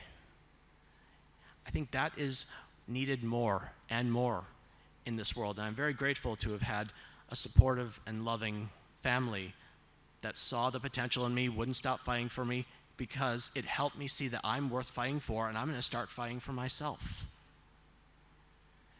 And I also had to be mindful of who I'm keeping in my life too, because family is with you more or less forever, but when it came to making friends, anybody here ever been told or had someone say to them, "I'll be your friend if," or "if you do something for me, I'll be your friend"? Do you think that's unconditional love, or that's a real friend? And do you think our young people would question that and think, something may be up here? So we need to be mindful of the company we keep, and also see how we can give back to our community. Particularly for those that might have difficulty finding and keeping a job, community service, volunteering in nonprofit organizations. I did that for a number of years. I still do it to this day, and I make a difference. So being able to give back to your community is another part of loving yourself. And something I had to be mindful of is I grew older and had to weed out those people who maybe not were true friends or wanted me to be something different. That brings me to the third part of the mantra, if you go to the next slide, which is be yourself. It was Coco Chanel who said, "Beauty begins when you decide to be yourself." And this gets a little bit controversial at times because each and every one of you, I imagine, has some kind of idea or vision as to what your young person's life might be like or look like. The question is that what the young person wants? Is that being who they truly are? Or is their authenticity being jeopardized a little bit? Because, mind you, I wanted to be an accountant. My family supported that. And everyone seems to have these suggestions about how we can be better people on the autism spectrum. But it kind of begs the question, why not just like us for who we are? Yes, we have the option to hear what you have to say, but it should be our decision on what we do with that information. And if, like me, you understand the value of input and how it can help you become your best self, there's being yourself and there's being your best self. That could make a difference too. And a lot of times, I know when I was younger, I wanted to please others. I wanted to not rock the boat. I would kind of take people at their word or think people had my best interest at hand. I was a little too trusting, and that came back to hurt me a few times. So at the end of the day, I decided I'm going to hear what people have to say, but I have the final decision. And they should be willing and able to respect that. Wouldn't you agree? So as we look at our young people and their lives, ask yourself if you're letting them live the life that they want to live. And if they don't know what that is, what kind of life they want to live, maybe they need more guidance on what that is and what kind of options are available to them. Which brings us to the next chapter in Come to Life. Next slide. Finding your niche, or niche, depending on your pronunciation preference. Because a niche is a little hole in the wall where a piece of art or statue fits right in. And each of our young people deserve to find a place where they fit in, where they do well, where they can shine, and their talents can be put to good use. Unfortunately, not everyone seems to have all the opportunities to go out there and find out what that niche is. Whether they're staying at home, could be by choice, or not. And even in today's virtual world, sometimes going into a virtual chat room or where the action is, that's part of finding your niche. And also understanding that as we grow older, our niches, where we fit in, change over time as well. And speaking of change, it's happening all around us. Like, I'm not the same person I was 5 years ago, 5 months ago, or even 5 minutes ago. So the change is happening all around us, and I think there's a lot of resistance to it, or like you want to fight the elements and not want things to change, everything to be constant, predictable, and unchangeable. But ladies and gentlemen, what if I told you the only constant, predictable, unchangeable part of our lives is change? That is what's going to be happening whether you choose to accept it or not. So with that being said, finding a way to let change or make change work in your favor. Find ways to adapt, change, evolve, grow, and see where that can take you. Let's go to the next slide, chapter 6. Find your voice. Find your voice, and more importantly, use your voice. Wouldn't you agree? You could find your voice, but if you're not using it, not doing its purpose, right?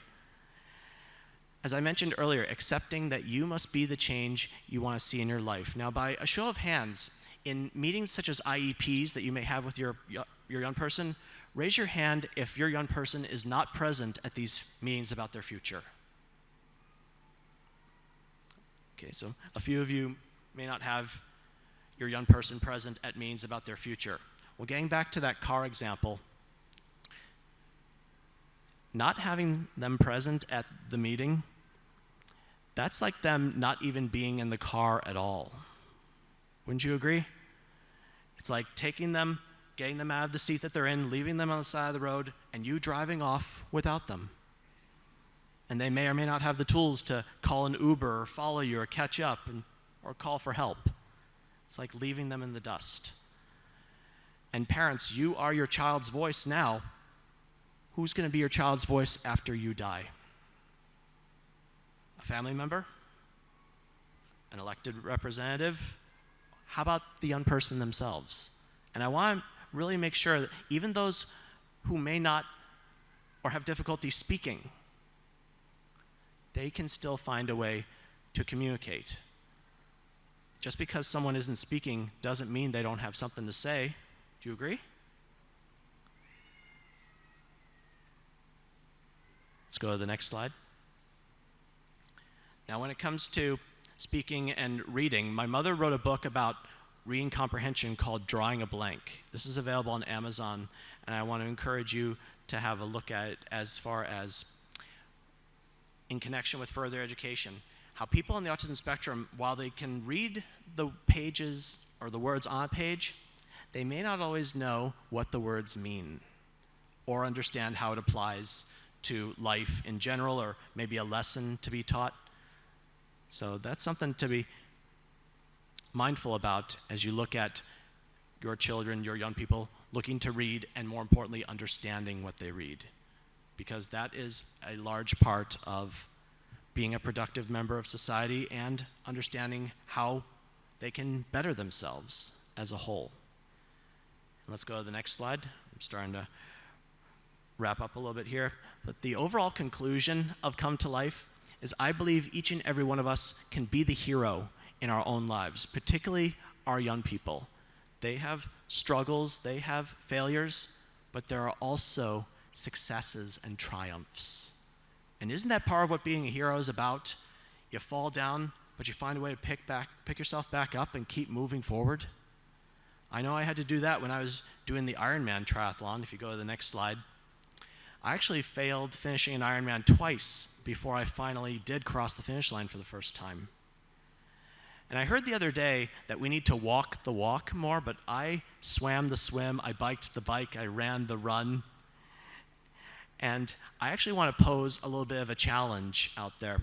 See, I'm going to be 40 years old next Thursday, 40 on the 14th.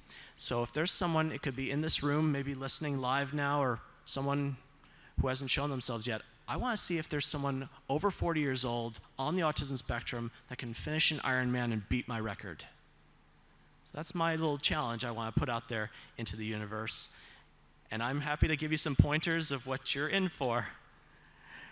But I believe each and every one of us can be more than even we think we are sometimes. Because there were times I wanted to quit that race, but I thought to myself, there's someone who's going to see this finish and is going to put it into their survival guide, and they'll think, Tom went a little bit further, I'm going to go a little bit further too. Next slide, please. Because that victory awaits you. Yes, times are tough, there are struggles, you may not always get it right the first time, but what are you learning? What are you doing to change the circumstances, make things different or better the next times around?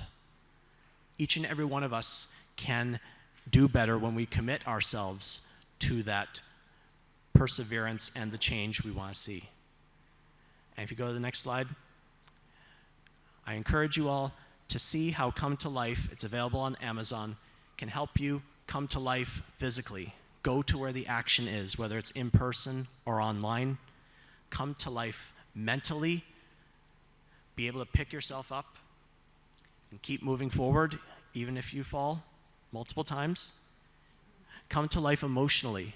Take charge of your happiness and well-being rather than leave it in someone else's hands. And come to life spiritually. Not so much in the religious sense, but giving yourself to a cause or an ideal bigger and greater than yourself. That will help make the world a better place. Raise your hand if you want this for your young people coming to life, physically, mentally, emotionally, spiritually. That's what I like to see, all those hands. So next slide, please. I relisted those objectives for those that were interested in seeing them.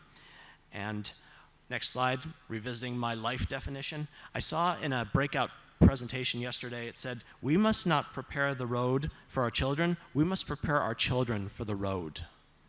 Because I have a belief that the world is simply too big to change for one person or one small group. But look what we have here. One person, one small group can change the world. So I encourage you to go out there, give yourself to an ideal, put your young ones on the forefront, and let's create wonderful, beautiful lives for them. Next slide, please. So if you like what you saw and heard today, I am available for these engagements, and I'm pleased to report that a copy of Come to Life and My Glass is Full, my current books, went to our honored panelists while the photos are being taken. So I'm hopeful that those seeds will be planted on fertile soil so that that manual, if you will, that prequel to transition, that's what I like to call Come to Life, a prequel to transition, to put our young people on the path to the best life for them. And my fiance and I are actually writing another book. Oh, go back one slide. My fiance and I are writing a book called They Said We Couldn't, So We Did. Making relationships work when the odds are against you. Because I do believe we have a story to tell. Our struggles, our successes are going to help see that people on the autism spectrum can and do get married and have relationships that last a lifetime. Raise your hand if you want that for your young person. All right, and that brings me to the end of my presentation with the last slide here. Time and protocol permitting, I believe we have time for questions, if anybody has some. Thank you for your attention.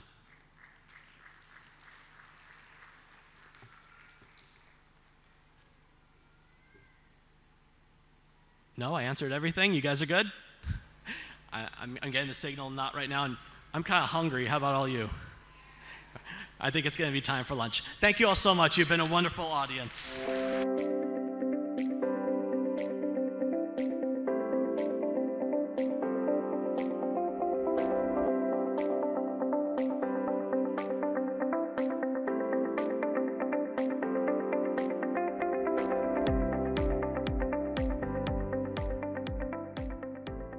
Thank you so much for watching the plenary session of ICAN Tanzania 2023 presented by Autism Connect. So to give you a brief about Autism Connect is an association of parents and professionals formed to disseminate scientifically validated information about therapies and treatments for autism. To know more about autism, you can log on to our website, which is www.autismconnect.com. After 2 successful ICAN conferences, the first one being at Dubai and the second one being at Tanzania, we are now coming up with the ICAN conference at Canada, Niagara Falls. To know more about our conferences, you can log on to our website, which is www.icanconferences.com. Thank you so much.